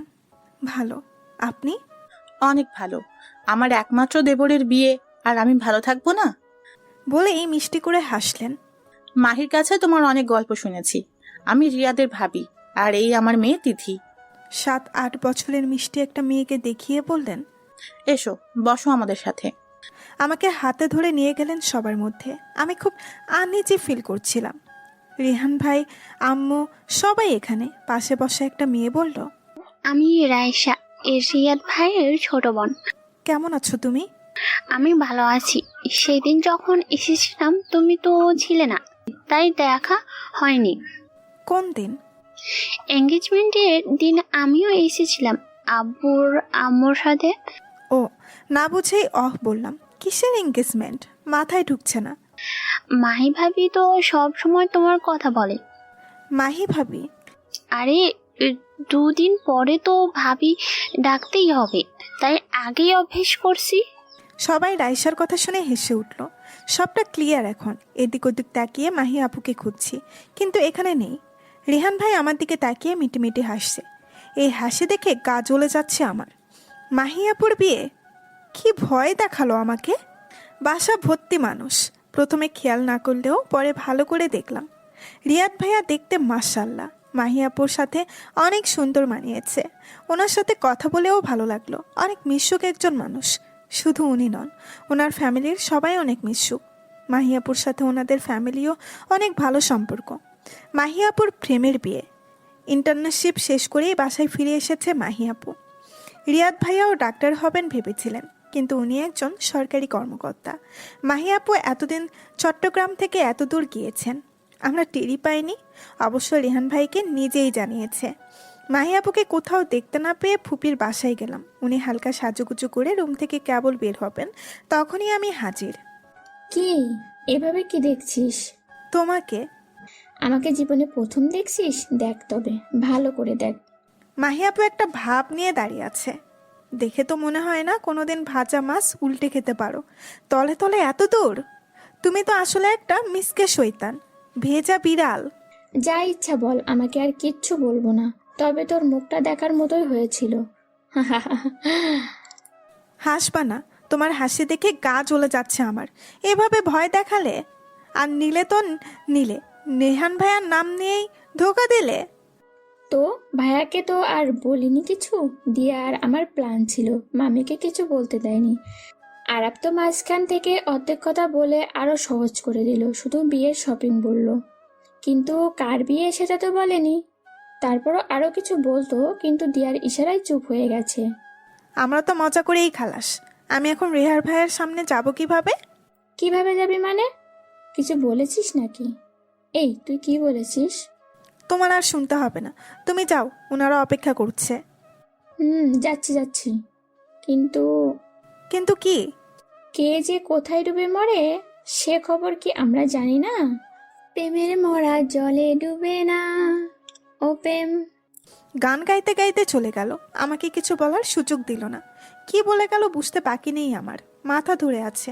এত মানুষের ভিড়ে যেতে ইচ্ছে করছে না। মাহি আপুর রুমেই শুয়ে আছি। কিছুক্ষণ পরে রেহান ভাই একটা ব্যাগ হাতে রুমে ঢুকলো। অনেকে দেখে আমি উঠে বসলাম। ব্যাগটা একপাশে রেখে বললেন, তুই একা এখানে কি করিস? আপনিও আমার সাথে মিথ্যা বললেন? তুই ভালো করে জানিস আমি মিথ্যা বলি না। তাহলে ওই সময় কি বলেছিলেন? আমি তো তোর নাম বলিনি, যা বলেছি মাহির কথা বলেছি। মাহিকে হ্যাপি রাখবে। তবে হ্যাঁ, এটা ঠিক, তুই নিজের কথা বলেছিস দেখেও আমি শুধরে দিইনি। তাই না?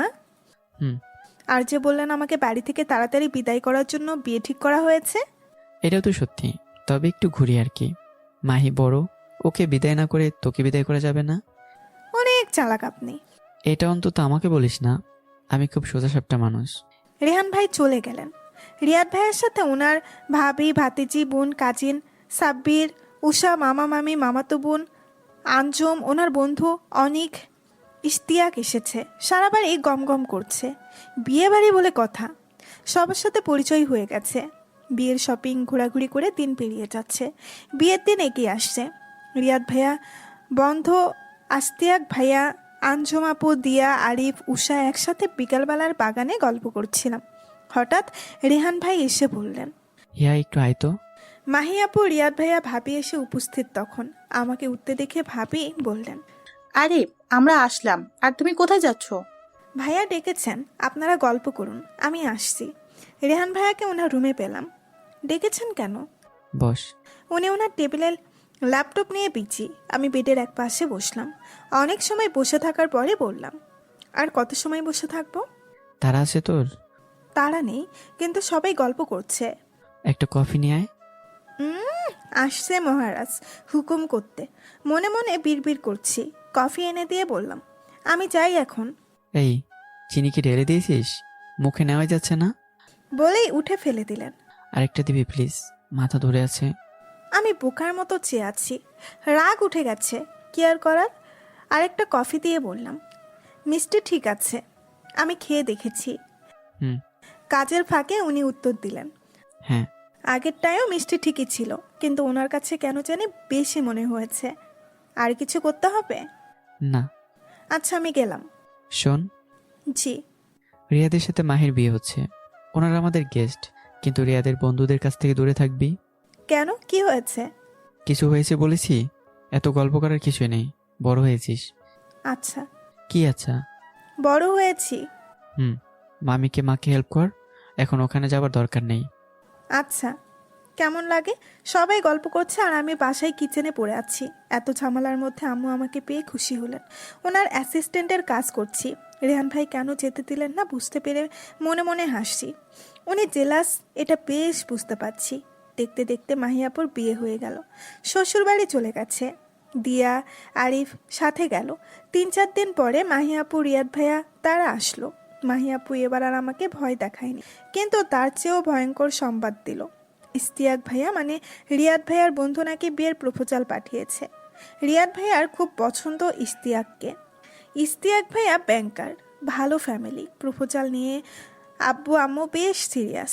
ফুপিরও পছন্দ হয়েছে। এবার বুঝি আমার বাঁচার উপায় নেই। রেহান ভাই হয়তো কিছুটা আশ করতে পেরেছিলেন। পরশু মাহি আপু চলে যাবে। আপু আম্মু চিন্তা ভাবনা করছেন, সকালে সিদ্ধান্ত হবে। আপু আম্মু রাজি হলে মাহি আপু যাবে না। ইশতিয়াক ভাইয়ের ফ্যামিলিতে তারা দেখতে আসবে। খুব সম্ভবত এঙ্গেজমেন্ট করিয়ে যাবে। আমার ভেতর শুকিয়ে যাচ্ছে। পরদিন সকালে আব্বু আম্মু ফুপিকে নিয়ে কথা বলতে বসলো আব্বুর রুমে। আমি ফুপির বাসায় গেলাম। গিয়ে দেখি রেহান ভাই ব্যালকনিতে দাঁড়িয়ে আছেন, বেশ গম্ভীরভাবে। আমাকে দেখেই ডাকলেন। এমনিতেই টেনশনে দম বেরিয়ে যাচ্ছে, তার উপর ওনার ডাক শুনে হার্টবিট বেড়ে হাত পা অবশ হয়ে যাচ্ছে। রেহান ভাইয়ের রুমে যাবার পরে উনি দরজাটা লাগিয়ে দিলেন। এবার মনে হয় আমি অজ্ঞানী হয়ে যাব। তোর সাথে আমার কিছু জরুরি কথা আছে। বলুন। আমি সোজা প্রশ্ন করব, সোজা উত্তর দিবি। ঘাড় নাড়িয়ে সাই দিলাম। ইস্তিয়াক বিয়ের প্রস্তাব দিয়েছে, শুনেছিস নিশ্চয়ই? হুম। বিয়েটা করবি? না। কিছু সময় চুপ করে বাহিরের দিকে তাকিয়ে থেকে আমার কাছে এসে দুহাতে আমার হাত শক্ত করে ধরে জিজ্ঞেস করলেন, ভালোবাসিস? বিয়ে করবি আমাকে? ওনার মুখে এই কথা শুনে আমি মনে হয় কথা বলাই ভুলে গেছি। মুখ থেকে কিছু বের হচ্ছে না। কি হলো, জবাব দিছিস না কেন? দেখ, এখন যদি চুপ করে থাকিস তাহলে পরে আফসোস করে লাভ হবে না। এবার কিন্তু কেউ মজা করছে না তোর সাথে। করব। চল আমার সাথে। কোথায়? রেহান ভাই কিছু না বলে আমাকে নিয়ে সোজা আম্মুর কাছে গেল। মামা, মামি, মা, তোমরা সবাই এখানে আছো, তোমাদের কিছু কথা বলতে চাই। কি কথা বল? মামা, আমি হিয়াকে বিয়ে করতে চাই, তোমাদের কোনো আপত্তি আছে? আমি রুমের ভেতর ঢুকিনি, জোর করে দরজা বাহির থেকে গেছি। ওনার কথা শুনে আমার ভীষণ লজ্জা করছে। কি নির্লজ্জার মতো সবার সামনে বলে দিল। এইটা তো খুব ভালো কথা রেয়ান। আল্লাহ, আমার ছেলের সুমতি হয়েছে। বাবা, আমি অনেক খুশি হয়েছি। বাড়িতে হইচই লেগে গেছে। হাতে মেহেদি দিয়ে বসে আছি। আজ আমার হলুদ ছিল। সব কিছু মনে হয় স্বপ্ন দেখছি। আমি মনে হয় ঘোরের মাঝে আছি, নয়তো স্বপ্ন দেখছি। যদি তাই হয় তবে এই ঘোর না কাটুক। যদি স্বপ্ন হয় তবে এই স্বপ্ন ছেড়ে জাগতে চাই না। রেহান ভাই যখন আব্বু আম্মুকে বিয়ের কথা বলল, সবাই খুব খুশি হয়েছে। আম্মু আর ফুপি মনে হয় সবচেয়ে বেশি খুশি হয়েছেন। সেটা ওনাদের আগ্রহ আর উৎসাহ দেখেই বোঝা যাচ্ছে। পারে তো তখনই বিয়ে করিয়ে দেয়। মাঝে 2 দিন সময় গেল। বিয়ের শপিং সব কিছু এই 2 দিনে শেষ হলো। বিয়ের আয়োজন অনেকটা ঘরোয়াভাবেই করা হয়েছে। খুব কাছের আত্মীয় স্বজন, বন্ধু বান্ধবদের ইনভাইট করা হয়েছে। আপনাদেরও নিমন্ত্রণ রইল বিয়ের। এই 2 দিনে রেহান ভাইয়ের সাথে দেখাও হয়নি। আমি রুম থেকে বের হইনি। আর যখন মাহিয়াপু, দিয়া, রিয়াদ ভাইয়া সবাই আমাকে নিয়ে শপিংয়ে গেল, তখনও ওনাকে দেখিনি। মনে মনে খুঁজেছি, কিন্তু পেলাম না। একটু মন খারাপ ছিল। আজ দুজনে হলুদ সন্ধ্যা একসাথেই হলো। সবাই খুব আনন্দ করেছে। ওনাকেও খুব সুন্দর লাগছিল, কিন্তু সবার সামনে লজ্জায় আর কথা বলতেই পারিনি।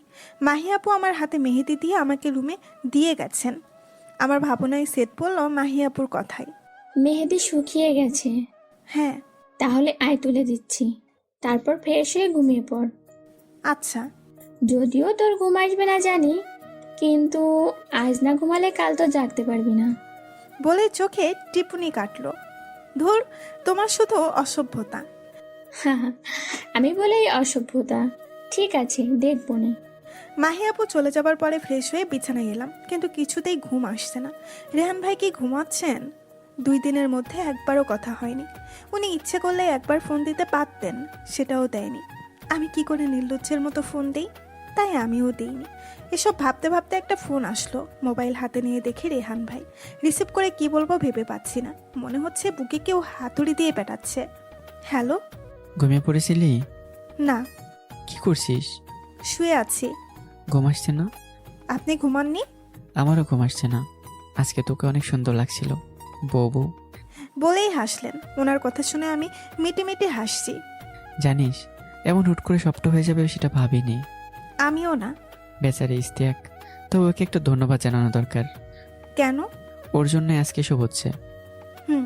আচ্ছা, এখন ঘুমিয়ে পড়, কালকে তো সারাদিন অনেক প্রেশার যাবে। আচ্ছা। আর শোন, কি? বিয়ের সাথে চশমাটা পরিস না প্লিজ। আমি চশমা ছাড়া? আচ্ছা ঠিক আছে, পরিস, এমনি বললাম। আমার কি সে কপাল, আমার তো বউ হবে এক কানে। কি? রাগে আমার ইচ্ছা করছে চশমা পরি বলে। এই ভাইগুলো কত কত নাম দিল আমাকে, ক্যানি, 4 ব্যাটারি, আর আজ উনিও। ভালো হয়েছে আমি ক্যানি বিয়ে করতে কে বলেছে? করতে হবে না বিয়ে। আচ্ছা আচ্ছা, সরি আর বলবো না, এখন রাখি, তুই ঘুমা। আচ্ছা ঠিক আছে। রেহান ভাই ফোন রেখে দিলেন। ভাবনার সাগরে ডুব দিয়ে আমিও ঘুমিয়ে তলিয়ে গেলাম। সকালে আম্মুর গলা শুনে ঘুম ভাঙলো। আম্মু এত উচ্চস্বরে কেন কথা বলছে? ঘুম হালকা হতেই কানে আসলো।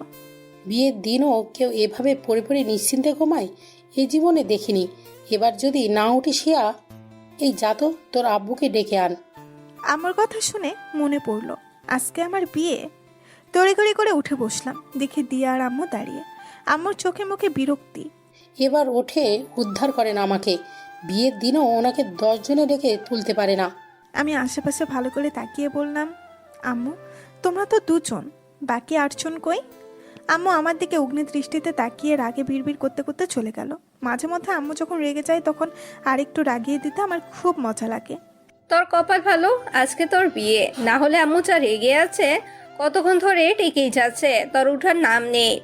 দিয়াও চলে গেল। আজ বিয়ে, মনে পড়তেই হাত পা যেন জমে আসে।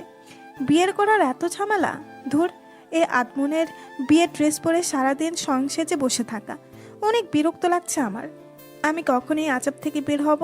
প্রাণটা হাঁসফাঁস করছে। ঘরোয়া আয়োজন বলেও আমি তো দেখছি লোকজনের অভাব নেই। এত লোক কোথা থেকে আসলো?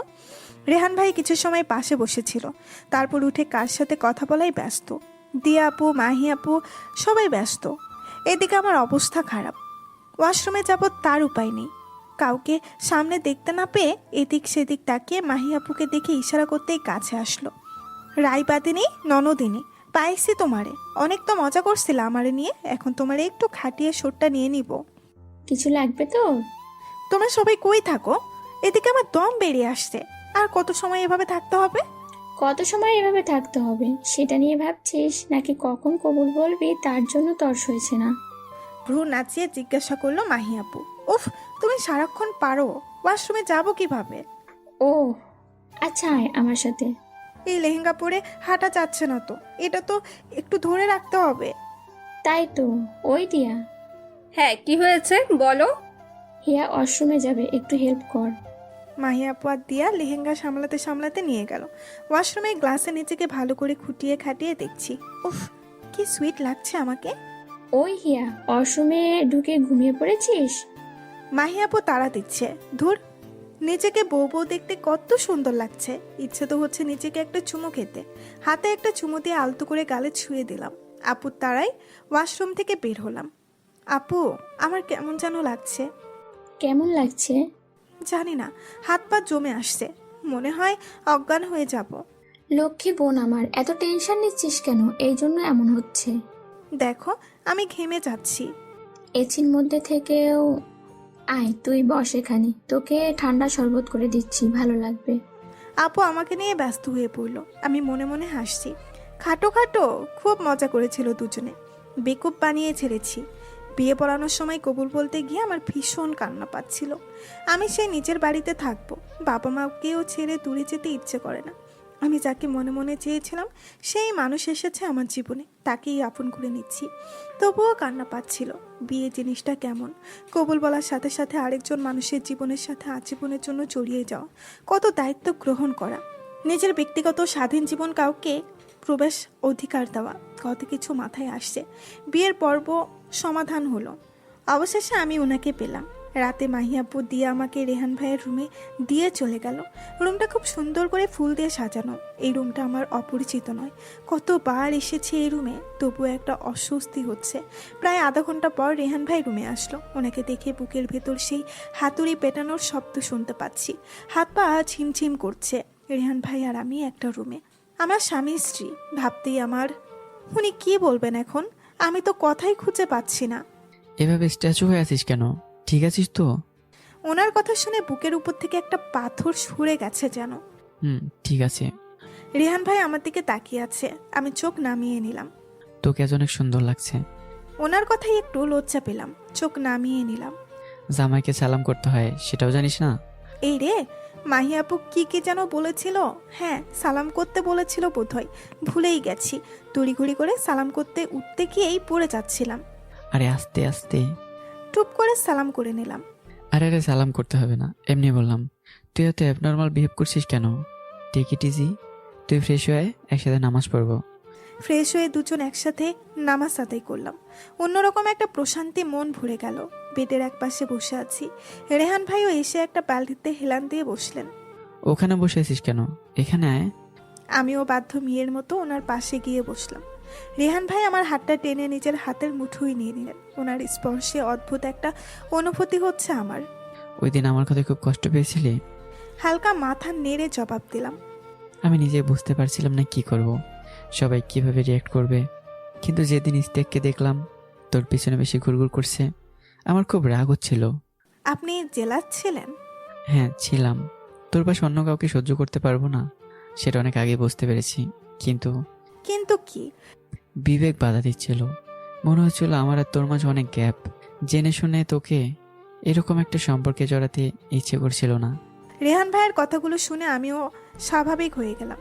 ভয়, অস্বস্তি অনেকটা কেটে গেছে। ও, এখন বুঝি বয়স কমে সমান হয়ে গেছে? তা কমেনি, আবার 10 বছর কমে গেছে।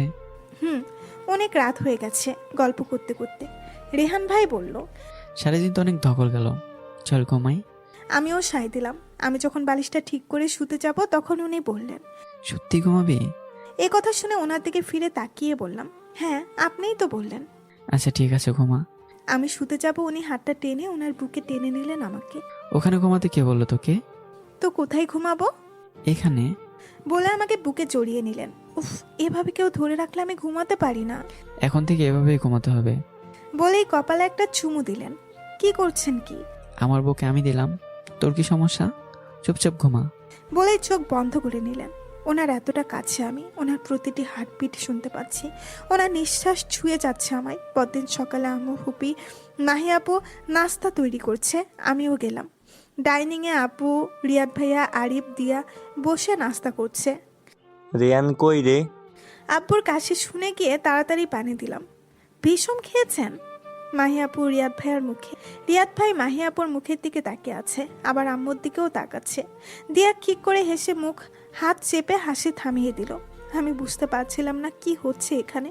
এদিকে রেহান ভাইও সিঁড়ি দিয়ে নেমে এসেছে। ওই তো রেহান ভাই এসে গেছে বলেই মাহি আপু মুখ টিপে হাসছে। এতক্ষণে আমি রেহান ভাই বলেছি বলেই আপু বিষম খেয়ে গেছেন। বিয়ে হলেও যেন কিছুই বদলায়নি। এই বাড়ি আমার কাছে নতুন নয়। ছোটবেলা থেকে এই বাড়ির প্রতিটি কানা আমার চেনা। শুধু আমার নিজের রুমটা ছাড়তে হয়েছে। রুমে এসে দেখি রেহান ভাই বই পড়ছেন। আমি যে আসলাম উনি তাকিয়েও দেখেননি। আমি ড্রেসিং টেবিলের সামনে গুছিয়ে রাখছি। গ্লাসে দেখলাম উনি আমার পেছনে এসে দাঁড়িয়েছেন। ঘুরে দাঁড়িয়ে বললাম, কি? তোর মাথায় কি আছে? মাথায় হাত দিয়ে বললাম, কই কিছু নেই তো। এজন্যই। এজন্যই কি? তোর মাথায় যে কিছু নেই এজন্যই। কি বলবেন তো? আমি তোর ভাই লাগি? ও, এতদিনের অভ্যাস। এতদিনের অভ্যাস, সবার সামনে কি একটা লজ্জায় পড়তে হলো তোর কাথামির জন্য? আমি কি ইচ্ছে করে বলেছি নাকি? আর একদিন যদি মুখ ফসকে বের হয় তবে দেখিস। কি করবেন? কি করব? রেহান ভাই আরেকটু কাছে এসে বললেন। দেখিস কি করি। আমি ওনার চোখের দিকে তাকিয়ে বলে ঘুরে আমার কাজ করতে লাগলাম। ওই কি? রেহান ভাই টান দিয়ে ওনার দিকে ফেরালেন। কিছু না, এমন করে বলছেন যেন আমি ইচ্ছে করেই করেছি। ইচ্ছে করে করিসনি ঠিক, কিন্তু নিজেকে বিরাট বড় মাপের বুদ্ধু প্রমাণ করেছিস। এখন যা, একটা কফি নিয়ে আয়। এই লোকটার জন্য কফি করতে করতে আমার জীবন তেজপাতা হয়ে যাবে। বরের জন্য কফি? মিষ্টিটা একটু কম করে দিও ভাবি। পেছনে তাকিয়ে দেখি রিহাত ভাই আর মাহি আপু দাঁড়িয়ে। ভাইয়া, আপনি ভাবি ডাকছেন কেন? রেহান ভাইয়ের বউ বলে কথা, এই বাড়ির 10টা না 5টা না একটাই মাত্র ভাবি, তো কি ডাকবো? বুঝেছি, তো মিষ্টি কম দেবো কেন? মাহি, তুমি বোঝাও তোমার এই বোনকে, আমার দ্বারা হবে না, বুঝে গেছি। কি বুঝাবেন? মাহি আপু আরো কাছে ঘেঁষে দাঁড়িয়ে আমার কাঁধে হাত রেখে বলে। আসলে হয়েছে কি হিয়া, বিয়ের পর নতুন নতুন সবকিছুই মধু মধু মনে হয়, তাই মিষ্টি কম দিলেও চলে। এখন যদি করলার জুস নিয়েও ভাইয়াকে দিস, সেটাও খেয়ে বলবে সাধু সাধু। তোমার হাতে জাদু আছে, এই হাতের ছোঁয়ায় সবকিছু অমৃত হয়ে যায়। ফিল্মি স্টাইলে ডায়লগ দিচ্ছে মাহি আপু। ও আচ্ছা আচ্ছা, তাই বুঝি। তো রিয়াদ ভাইয়া তোমার হাতের কোন অখাদ্যকে অমৃত বলেছে শুনি? ওসব শুনতে নেই বেবি, ওটা সিক্রেট। বলে চোখে টিপুনি কাটলো। আরে সিক্রেট ফাঁস হয়ে গেলে তোমার আপুর রন্ধন শিল্পের গুমর ফাঁস হয়ে যাবে কিনা? মানে উনি আমাকে 1 কাপ চা করে দিয়েছিলেন, অতি যত্নের ঠেলায়। খুব সম্ভবত 2 থেকে 3 চামচ দুধ, 2 চামচ চিনি আর আধা চামচ লবণ দিয়েছেন। ও হ্যাঁ, ডাক্তার সাহেবা স্বাস্থ্য সচেতন কিনা, তাই সাথে এলাচ, লবঙ্গ, আদাও দিয়েছিলেন। বুঝতে পারছো কত সুস্বাদু হয়েছিল? তুমি আবার আমাকে খোঁটা দিচ্ছ? আমি কি জানতাম নাকি লিকার চায়ে আদা লবঙ্গ এসব দিয়ে দুধ চায়ে দেয় না? জীবনেও আর কিছু করে খাওয়াবো না। রিয়াদ ভাইয়া কথা শুনে আমি হাসতে হাসতে শেষ। আসলে মাহি আপু কখনো কিচেনে যায়নি, সবসময় পড়াশোনা নিয়েই ব্যস্ত থাকতো, আর রান্না কখনো কোনো আগ্রহই ছিল না। ফুপি অনেক বলেও কিচ্ছু হয়নি। ওদের খুনছুটি আমার খুব ভালো লাগছে। আমার কফি ইতিমধ্যে হয়ে গেছে। রিয়াদ ভাইয়া আর মাহি আপু এটা নিয়ে পাল্টাপাল্টি যুক্তি দেখাচ্ছে। দিয়াও এসে যোগ দিল। আমি হাসতে হাসতে কফি নিয়ে চলে এলাম। এই নিন আপনার কফি। হাত বাড়িয়ে কফি নিলেন। এভাবে হাঁটছিস কেন?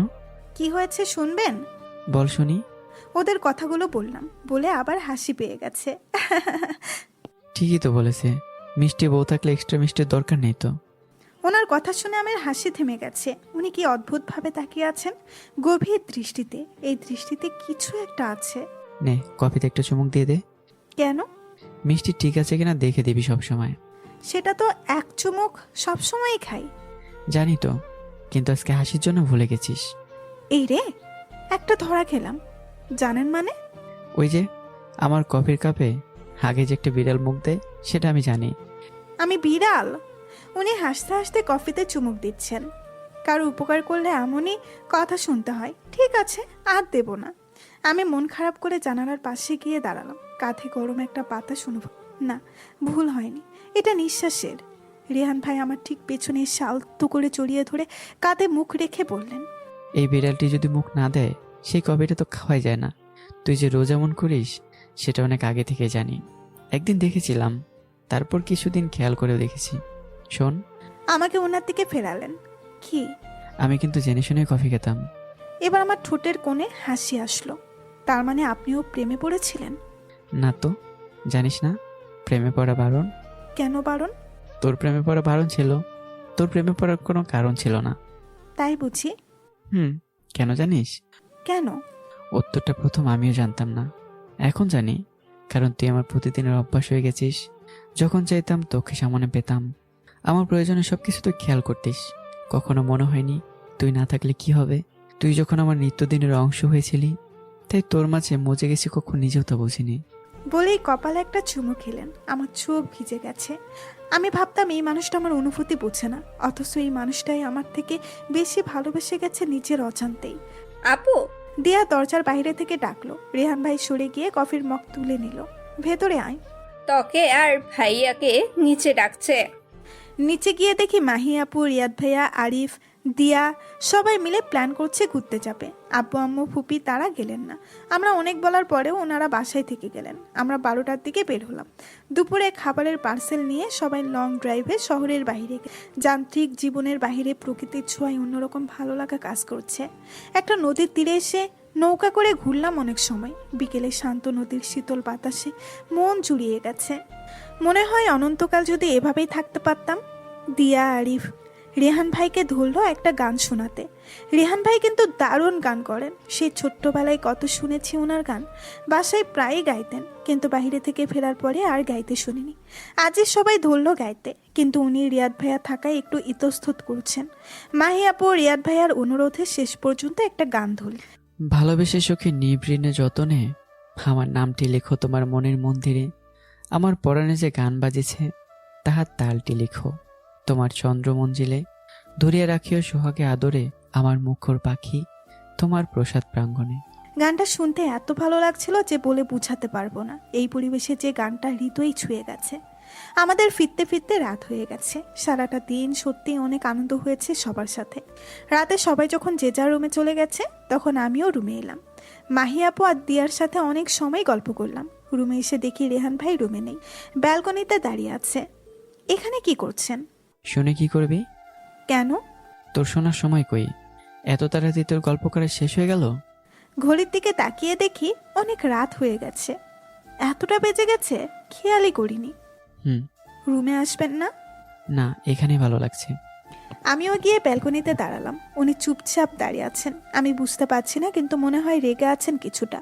আমিও চুপ করে আকাশ দেখছি। কিছু সময় পরে উনি বললেন, তুই এখানেই থাক, আমি গেলাম। বলেই রুমে চলে গেলেন। আচব, আমি দাঁড়িয়ে আছি আর উনি চলে গেলেন রুমে। রুমে এসে আমিও বললাম, কি সমস্যা আপনার? আমাকে ফেলেই চলে আসলেন। না হয় একটু দেরি হয়েছে, তাতে কি হয়েছে শুনি? উনি হঠাৎ উঠে এসে আমাকে 2 হাত শক্ত করে ধরে, এই মেয়ে, তুই কি কিছুই বুঝিস না? এত বোকা কেন তুই? ওনার কথায় আমার মুখ ভার হয়ে গেছে। সারাটি দিন সবাইকে সময় দিচ্ছিস, আমার জন্য একটু সময় হয়নি তোর? তুই কি? আমি কি বলবো বুঝতে পারছি না। ওনার চোখের মাদকতার কথায় হারিয়ে ফেলেছি। উনি আরও একটু কাছে এসে চুলের খোপা খুলে দিলেন। আলতো করে চুলে হাত বুলিয়ে দিচ্ছেন। সমস্ত দিনের শেষে শিশিরের শব্দের মতন সন্ধ্যা আসে। ডানার রৌদ্রের গন্ধ মুছে ফেলে চিল। পৃথিবীর সব রং মুছে গেলে পাললিপি করে আয়োজন। তখন গল্পের তরে জোনাকি রঙে ঝিলমিল। সব পাখি ঘরে আসে, সব নদী ফুরায় জীবনের সব লেনদেন। থাকে শুধু অন্ধকার, মুখোমুখি বসিবার বনলতা সেন। মুগ্ধ হয়ে ওনার আবৃত্তি শুনলাম। আমার এমন পাখি, তুই আমার সামনে বসে থাকবি। বাবা! কি? কিচ্ছু না, মুস্কি হেসে পড়লাম। ঘুমাবি না? চল ঘুমাই। আমি চুপচাপ শুয়ে আছি। উনি আদর্শোয়া হয়ে আমার মাথায় হাত বুলিয়ে দিচ্ছেন। একবার ফিরে দেখে উনি তাকিয়ে আছেন। বুকের ভেতর ধপ করে উঠল। তার দৃষ্টির মাদকতায় আমি ডুবে যাচ্ছি। উনি 2 চোখের পাতায় যখন চুমু খেলেন, যেন আমার শরীরের শিরায় উপশিরায় শিহরণ বয়ে গেছে। নিঃশ্বাস ভারী হয়ে গেছে। ভীরু পাখির মতো তার বুকে মুখ লুকিয়েছি। চাতক পাখির 1 ফোঁটা বৃষ্টি পেয়ে যেমন উচ্ছ্বাসিত, রেহানের বুকে আমিও 1 ফোঁটা বৃষ্টি হয়ে নামলাম। জানালা গলিয়ে 1 ফালি চাঁদ সাক্ষী হয়ে রইল। অন্যরকম একটা সকাল। সকালটা এত সুন্দর হতে পারে আগে কখনো বুঝিনি। ভোরের সূর্যোদয় জীবনে নতুন করে বাঁচার হাতছানি দিয়ে গেল। রেহান আমার কোলে মাথা রেখে শুয়ে আছে। আমি ওর চুলে বিলি কেটে দিচ্ছি। এবার ওঠেন। উঠবো না। তাহলে শুয়ে থাকেন, আমি গেলাম নিচে। একদম নড়বি না এখান থেকে, চুপচাপ বসে থাকবি। আপনার আবার কি? কটা বাজে খেয়াল আছে? মাত্র 7টা। এত সকালে নিচে যাওয়ার দরকার নেই, সবাই তো আছেই। সেই জন্য সবাই আছে বলেই যাব। আপনি থাকেন। তুই এখন আপনি আপনি করছিস কেন? তো কি করব? তুমি করে বলবি। লোকে শুনলে কি বলবে? জামাইকে পুরোনো দিনের মতো আপনি আপনি করছিস। লোকের কথায় আমার কি? আমি আপনি করেই বলবো। এটাই কেন জানে অনেক বেশি আপন আপন লাগে। আর যখন ইচ্ছে তুমি বলবো, যখন ইচ্ছে আপনি। ধুর ধুর না, সত্যি বলছি। তুমি করে বললে আনিজি লাগে। আস্তে আস্তে ঠিক হয়ে যাবে। আচ্ছা ঠিক আছে। না, ঠিক নেই। কি ঠিক নেই? আপনি যে তুই তুই করে ডাকেন। যা, এখন থেকে আমি আপনি করে বলবো। ধ্যাত। আচ্ছা তুমি করে বলবো, ঠিক আছে? না। আবার কি না? তুই করে বলবেন সব সময়। হ্যাঁ, তুই করে বলি।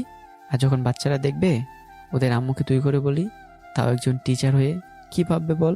চিন্তা করো, উনি বাচ্চা কাচ্চার চিন্তাও করে ফেলেছেন। আসলে আপনি একটা... এইটা কি? শেষ কর কথাটা। বলছি, উঠে বসেন। ঠেলে তুলে দিলাম। আপনি একটা নির্লজ্জ, লজ্জা শরম নাই। ঘড়ির দিকে দেখেন, আর 1 মিনিট ও আমি নাই বলেই আমি প্রায় দৌড়ে বেরিয়ে এলাম। এই হ্যাঁ, শোন শোন। উনি ডাকছেন, আমি শুনে মিটিমিটি হাসছি। ভাইয়া তোকে ডাকছে তো। রুম থেকে বেরিয়ে মাহিয়াপুর সাথে দেখা। কই, ডাকুক বলেই আমি মৃদু হেসে চলে আসছিলাম। আপু খপ করে হাত ধরে পড়ল। কি ব্যাপার, আজ একটু বেশি খুশি খুশি লাগছে? কেন, প্রতিদিন কি আমাকে কাঁদতে দেখো? তা দেখি না, কিন্তু এতটাও খুশি দেখিনি। কিন্তু আজ তোর চোখে মুখে ঠোঁটে খুশির ঝিলিক, সেটা তো লুকাতে পারবি না। মাহিয়াপুর কথায় আমি আরও লজ্জা। এমন সময় ফুপি আমাদের দেখে ডাক দিলেন। আমিও হাঁপ ছেড়ে বাঁচলাম। আজ মাহিয়াপু আর রিয়াদ ভাইয়া তারা চলে গেছে। একটু ফাঁকা ফাঁকা লাগছে। কত আনন্দ করেছি একসাথে, ছোট থেকে বড় হয়েছি। আপু কত দূর চলে গেল। রিহান কতটা ভালোবাসে সেটা প্রকাশ করতে পারেনি। হয়তো ওর অনুভূতিগুলো নিজে থেকেই প্রকাশ করতে পারে না, কিন্তু সেগুলো ওর পাগলামের মধ্যেই প্রকাশ পেয়ে যায়। 2 দিন পরে ফুপি নাস্তার টেবিলে বসে পড়লো। তোরা কদিনের জন্য ঘুরে আয়। রেহান আমার দিকে তাকিয়ে মিটিমিটি হাসছে। আমরা ঘুরতে গেলাম। আমার বরাবরই পাহাড় পছন্দ। প্রথমে সমুদ্র দেখলাম, তারপর পাহাড়ে। সব কিছু ঝাঁপিয়ে রেহানের সাথে কাটানো সময়গুলো অনেক বেশি ভালো লাগার।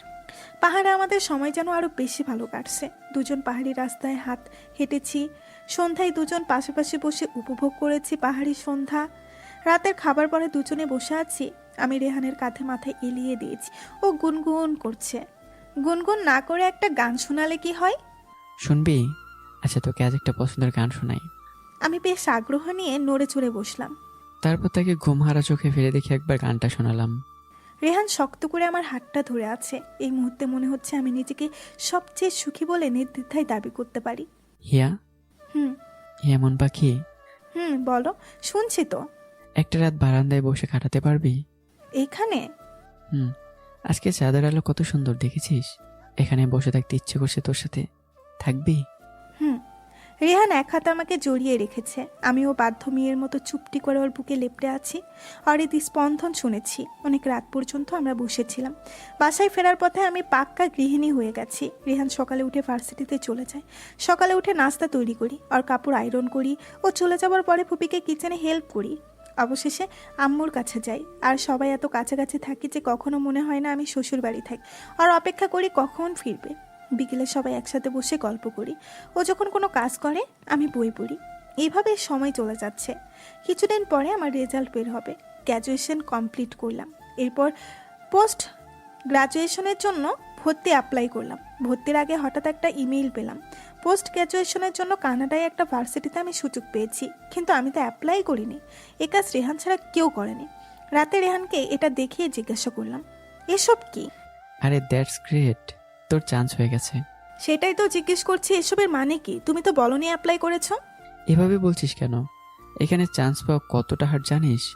তোর তো লাক ভালো। এটা থেকে মাস্টার্স ডিগ্রি নিতে পারলে তোর জন্য পিএইচডি করা আরো সহজ হবে। এসব গিয়ে তোমার স্টুডেন্টদের বোঝাও, আমাকে বোঝাতে হবে না। আমি সবাইকে ছেড়ে ওখানে গিয়ে পড়াশোনা করা প্রশ্নই আসে না। আর তোমার পিএইচডি, তোমার ডিগ্রি আছে, এটাই থাকুক। আমার তো প্রয়োজন নেই। আশ্চর্য, আমার ডিগ্রি থাকার তোর থাকে এক কথা। শোন, প্রত্যেকটা মানুষের রাইট আছে নিজের জন্য কিছু করা। তার মানে কি? আমি কিছু করতে চাইলে বাইরে গিয়েই পড়তে হবে? এখানে পড়ে কি কেউ কিছু হয়নি? সবাই বাইরে গিয়েই পড়ে। আচ্ছা আচ্ছা, ঠিক আছে, মাথা ঠান্ডা কর। আমরা এটা নিয়ে পরে কথা বলবো। কিছুদিন সময় আছে, ভেবে চিন্তে সিদ্ধান্ত নেওয়া যাবে। রেহানের এমন কাজে আমি শুধু অবাকই হইনি, ভীষণ রাগও হচ্ছে। রাতে আমি বেডে এসে পাশ ফিরে শুয়ে আছি। রেহান কি কাজ করছিল ল্যাপটপে। এর মধ্যে রেহানও কোনো কথা বলে। আমিও চুপচাপ শুয়ে রেহানের দিকে না তাকিয়েও বুঝলাম ও বেডে এসেছে। কি হয়েছে? এত চুপচাপ শুয়ে আছিস? কিছু না। কিছু তো একটা হয়েছে। কি হয়েছে বল? কিছু হয়নি, কি বলবো? আমার দিকে ফিরে কথা বল। দেয়ালের সাথে কথা বলছিস নাকি? রেহান জোর করেই ওর দিকে ফিরালো। তুই বালিশ ভিজিয়ে ফেলছিস। কি হয়েছে শুনি, বল। বললাম তো কিছু হয়নি। রাগ করেছিস? তুমি আমাকে দূরে পাঠিয়ে দিতে চাও? এই জন্য কাঁদছিস? বোকা মেয়ে। রেহান বুকে জড়িয়ে ধরলো। তুই ভাবলি কি করে তোকে দূরে পাঠিয়ে দিতে চাই? তাহলে এটা করলে কেন? ঠিক আছে, তুই যদি যেতে না চাস তবে আমি জোর করব না। তবে তবে কি? আমার খুব ইচ্ছে ছিল তুই এখান থেকে পোস্ট গ্র্যাজুয়েশন করবি। পিএইচডি তো এমনি বললাম, সেটা তো বললেই হয়ে যাবে না, অনেক সময় লাগবে, কমপক্ষে 5-6 বছর। আর এর আগে কত প্রসেস করতে হবে। তোর ইচ্ছে হলো করতে পারবি পরে এখানে থেকেই, কিন্তু এটাতে তো মাত্র 1 বছরের ব্যাপার। 1 বছর তোমার কাছে কম মনে হচ্ছে? আমি কিভাবে থাকবো? থাক, যেতে হবে না, এখন চুপটি করে ঘুমা। আর শোন, তুই 6টা মাস যদি থাকতে পারিস তাহলে আমি একটা লম্বা ছুটি পেতাম বাইরে যাওয়ার জন্য। 6 মাস? আর বাকি 6 মাস? আরে বন্ধু, আমি তো লম্বা ছুটি পাবো, তখন তোর কাছে যাব আর তোকে নিয়ে তারপর ফিরবো। কিন্তু এতদিন থাকতে পারবো না তো। রিহানকে আরো শক্ত করে আঁকড়ে ধরলাম। যাব ভাবতেই ভেতরটা মুচড়ে ওঠে। পরের দিন বিকেলবেলা সবার সামনে রেহান কথাটা তুলল। সবার আগে আপত্তি করলো আম্মু। বাইরে গিয়ে করতে হবে কেন? এখানে করলে সমস্যা কি? 6 মাস হিয়া একা একা থাকবে কি করে? আমার মনে হয় না যাবার খুব প্রয়োজন। রেহান আব্বুকে জিজ্ঞাসা করলো। আব্বু বললেন, এটা তোদেরকেই ঠিক করতে হবে। আমার আপত্তিও নেই, আবার হিয়া বাইরে যাবে এখন, এটাতে খুব একটা সায়ও নেই। আমি মনে মনে খুশি, সবাই আপত্তি করলে আমার যাওয়াটা আটকে যাবে। কিন্তু শেষ পর্যন্ত আব্বু কিছু সময় চুপচাপ থেকে আম্মু আর ফুপিকে বলল, রেহান যদি চায় তবে আমাদের মনে হয় আপত্তি করা ঠিক হবে না। শেষ পর্যন্ত আমার যাবার সিদ্ধান্ত হলো। রিহান খুব আগ্রহের সাথে যাবার সব আয়োজন করলো। সবাই আমার প্রয়োজনীয় সব কিছু আস্তে আস্তে গুছানো শুরু করলো। কিন্তু আমার হাত পা ভেঙে আসছে। একে তো সবাইকে ছেড়ে যাব, তার উপর অজানা একটা দেশে একা। আমার একটুও ভালো লাগছে না। যাবার দিন ঘনিয়ে এসেছে, আগামী পরশু ফ্লাইট। আম্মু, ফুপু, দিয়া, মাহিয়াপু সবাই মিলে প্যাকিং করলো। মাহিয়াপু, রিয়াদ ভাইয়া এসেছে আমি চলে যাচ্ছি বলে। আমার কিচ্ছু ভালো লাগছে না, খাবার গলা দিয়ে নামছে না। সবাই একসাথে ডিনারে বসেছি, কিন্তু আমি শুধু নাড়াচাড়া করেই যাচ্ছি। রেহানের দিকে তাকিয়ে দেখি আরও একই অবস্থা। আমি আর থাকতে পারলাম না, উঠে রুমে চলে এলাম। কিছুক্ষণ পর রেহান রুমে আসলো। এসে দেখে আমি পেটে গুটিসুটি মেরে আছি। ও কিছু না বলে আমার পাশে বসলো, আমার পিঠে হাত রেখে বলল, এভাবে যদি মন খারাপ করিস তাহলে তো। তোমার বুঝি একটুও কষ্ট হচ্ছে না? রেহান কপালে চুমু খেয়ে তার বুকে জড়িয়ে রাখে। ভীষণ কষ্ট হচ্ছে। একটু ঘুমালে মনে হয় আরও কম সময় পাবো রেহানের সাথে। কারো চোখেই ঘুম নেই। ঘুমহীন একটা রাত কাটলো। পরের দিন কিভাবে কেটে গেছে বুঝতেই পারিনি। সময় মনে হচ্ছে দৌড়ে চলে গেল। আজ আমার ফ্লাইট, এয়ারপোর্টের জন্য বের হব। রেহান শক্ত করে আঁকড়ে ধরে আছে। সারা মুখে চুমু খেতে খেতে বলল, তুই একদম মন খারাপ করবি না, দেখবি দেখতে দেখতে সময় চলে যাবে। আর রোজ কতবার কথা বলি দেখিস। আম্মু, ফুপি, দিয়া, আরিফ, মাহিয়াপু, রিয়াদ ভাইয়া সবার কাছে থেকে বিদায় নিলাম। আম্মু, ফুপি তারা এমন কান্নাকাটি শুরু করলো যে আমিও কেঁদে ফেললাম। আব্বুকে দেখতে পেলাম না। খুঁজে দেখলাম আব্বু গাড়িতে হেলান দিয়ে দাঁড়িয়ে আছে। কাছে যেতেই বুকে জড়িয়ে নিয়ে বললেন, ভালো থাকিস রে মা, আর সব সময় ফোন করবি। মাথায় একটা চুমু খেলেন। সবাইকে ছেড়ে আমি উড়াল দিলাম সুদূর প্রবাসে। জানি যখন আমার প্লেন এয়ারপোর্ট ছেড়েছে তখনই সবাই এখানে দাঁড়িয়েছিল। অজানা শূন্যতায় ভাসছি আমি। ঠিক অজানা নয়, শূন্যতাটা কিসের তা আমি জানি। ল্যান্ডিংয়ের পরে ইমিগ্রেশনের ঝামেলা শেষ করে বের হতে 2-3 ঘন্টা দেরি হয়ে গেছে। বের হবার পরে দুজন মানুষ এগিয়ে এলো আমার দিকে। হিয়া। বাঙালি দেখেই বুঝতে পেরেছি। জি, কিন্তু আপনারা? ওয়েট। আমার হাতে একটা ট্যাব ধরিয়ে দিল। পৌঁছে গেছিস? হ্যাঁ, মাত্র বের হলাম। রেহান ভিডিও কল দিয়েছে। আচ্ছা, ওরা আমার বন্ধু আদিল আর ওর ওয়াইফ জেরিন। ওরা তোকে সব হেল্প করবে। এখন গিয়ে রেস্ট নে, পরে ফোন দিবি। আচ্ছা ঠিক আছে, বাসায় সবাইকে বলে দিও। আচ্ছা বলছি এক্ষুনি। ফোন রেখে দিল রেহান। আমি জেরিন। আমি আদিল। দুজনেই পরিচয় দিল। খুব ভালো লাগছে আপনাদের পেয়ে। আমার তো ভয় করছিল একা কিভাবে কি করব। আপনি আপনি করছো কেন? আমি ভাই আপনি আপনি করতে পারবো না, তুমি করেই বলবো। জেরিন ভাবি বলল, আমাকে তুমি করেই বলবেন। এখানে দাঁড়িয়ে সব কথা বলবে, আগে বাসায় চলো। আদিল ভাই তাড়া দিলেন। গাড়িতে উঠলাম। জেরিন ভাবি বললেন, তোমার পাগল বর তো ফোন করে করে পাগল করে দিয়েছে। তুমি ল্যান্ড করার আরো 1 ঘন্টা আগে এসে বসে আছি। আমি ওনার কথা শুনে হাসছি। এখানে আমার অ্যাডমিশন হয়ে গেছে, একদম অন্যরকম পরিবেশে। দিনগুলো কেটে যাচ্ছে। প্রতিদিনই কয়েকবার করে রেহান ফোন দিচ্ছে, আর অন্যরা তো দিচ্ছেই। জেরিন ভাবি আমাকে অন্য কোথাও যেতে দেয়নি, বাধ্য হয়ে ওনাদের সাথেই থেকে গেলাম। এতে অবশ্য আমার ভালোই হয়েছে, কারণ একা একা সময় কাটতো না, ওনাদের সাথে ভালোই সময় যাচ্ছে। বেশ কিছুদিন পরে ভাবি কিছু বাঙালি পরিবারকে ইনভাইটেশন করলো, সবার সাথে পরিচয় করিয়ে দিলেন। এর মধ্যে একটা সুন্দরী মেয়ে আসলো, সবার সাথে খুব হেসে হেসে কথা বলছিল। বুঝতে পারলাম সবাই খুব পরিচিত। মেয়েটা বেশ কয়েকবার আমার দিকে তাকিয়েছে, ভালো করে খেয়াল করলাম মেয়েটা আমাকে ভালো করেই পর্যবেক্ষণ করছে। এতে আমি অনেকটা বিব্রত বোধ করছিলাম। মেয়েটা আমার কাছে এসে বলল, তুমি হিয়া? জি। তোমার কথা অনেক শুনেছি, ভালো লাগলো দেখা হয়। আমার কথা শুনেছেন কার কাছে? এখানে এতদিন আছো, আর এখানে নতুন কোনো বাঙালি এলে পরিচিত জনদের মুখেই শোনা যায়। বলেই মেয়েটা মিষ্টি করে হাসলো। আমি আফরিন, সবাই রিন বলেই ডাকে। নামটা শুনেই বুকের ভেতর ধক করে উঠল। আফরিন খুব ভালো, আমার মুখের দিকে তাকিয়ে আছে, হয়তো আমার মুখের দিকে চেয়ে মনের কোনো পরিবর্তন আজ করতে চাইছে। আমি মৃদু হেসে বললাম, খুব সুন্দর নাম আপনার। তোমার নামটাও অনেক সুন্দর। ধন্যবাদ, চলুন ওখানে বসি। আফরিনকে নিয়ে সবার সাথে বসে গল্প করলাম। আজ আমার মন ভালো নেই। রেহান ফোন দিচ্ছে, কিন্তু আমি ফোন রিসিভ করতে ইচ্ছে করছে না। 3 বারের মাথায় ফোন তুললাম। কিরে, কি করছিস? কিছু না, শুয়ে আছি। শরীর খারাপ? না তো, ভালো আছি। তুমি কি করছো? এত সময় ধরে ফোন দিচ্ছি, ধরিসনি কেন? কি হয়েছে বল। আরে কিছু হয়নি, বুঝতে পারিনি রিং হচ্ছে যে। একটা মিথ্যা কথা বললাম রেহানকে। রেহানের মুড অফ হয়ে গেছে বুঝতে পারলাম। হঠাৎ মনে হলো কি করছি আমি। আফরিন রেহানের অতীত, আফরিনের সাথে দেখা হয়েছে, তাতে আমার মন খারাপ হতেই পারে, কিন্তু তাই বলে রেহানের উপর তার প্রভাব ফেলবো কেন?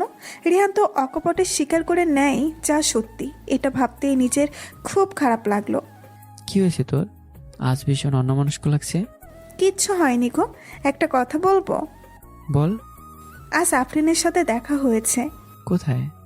জেরিন ভাবি অনেককে ইনভাইট করেছিল, আফরিনও এসেছিল। কথা বলেছিস? ও নিজের থেকে এসেই কথা বলল, আমি তো চিনতাম না।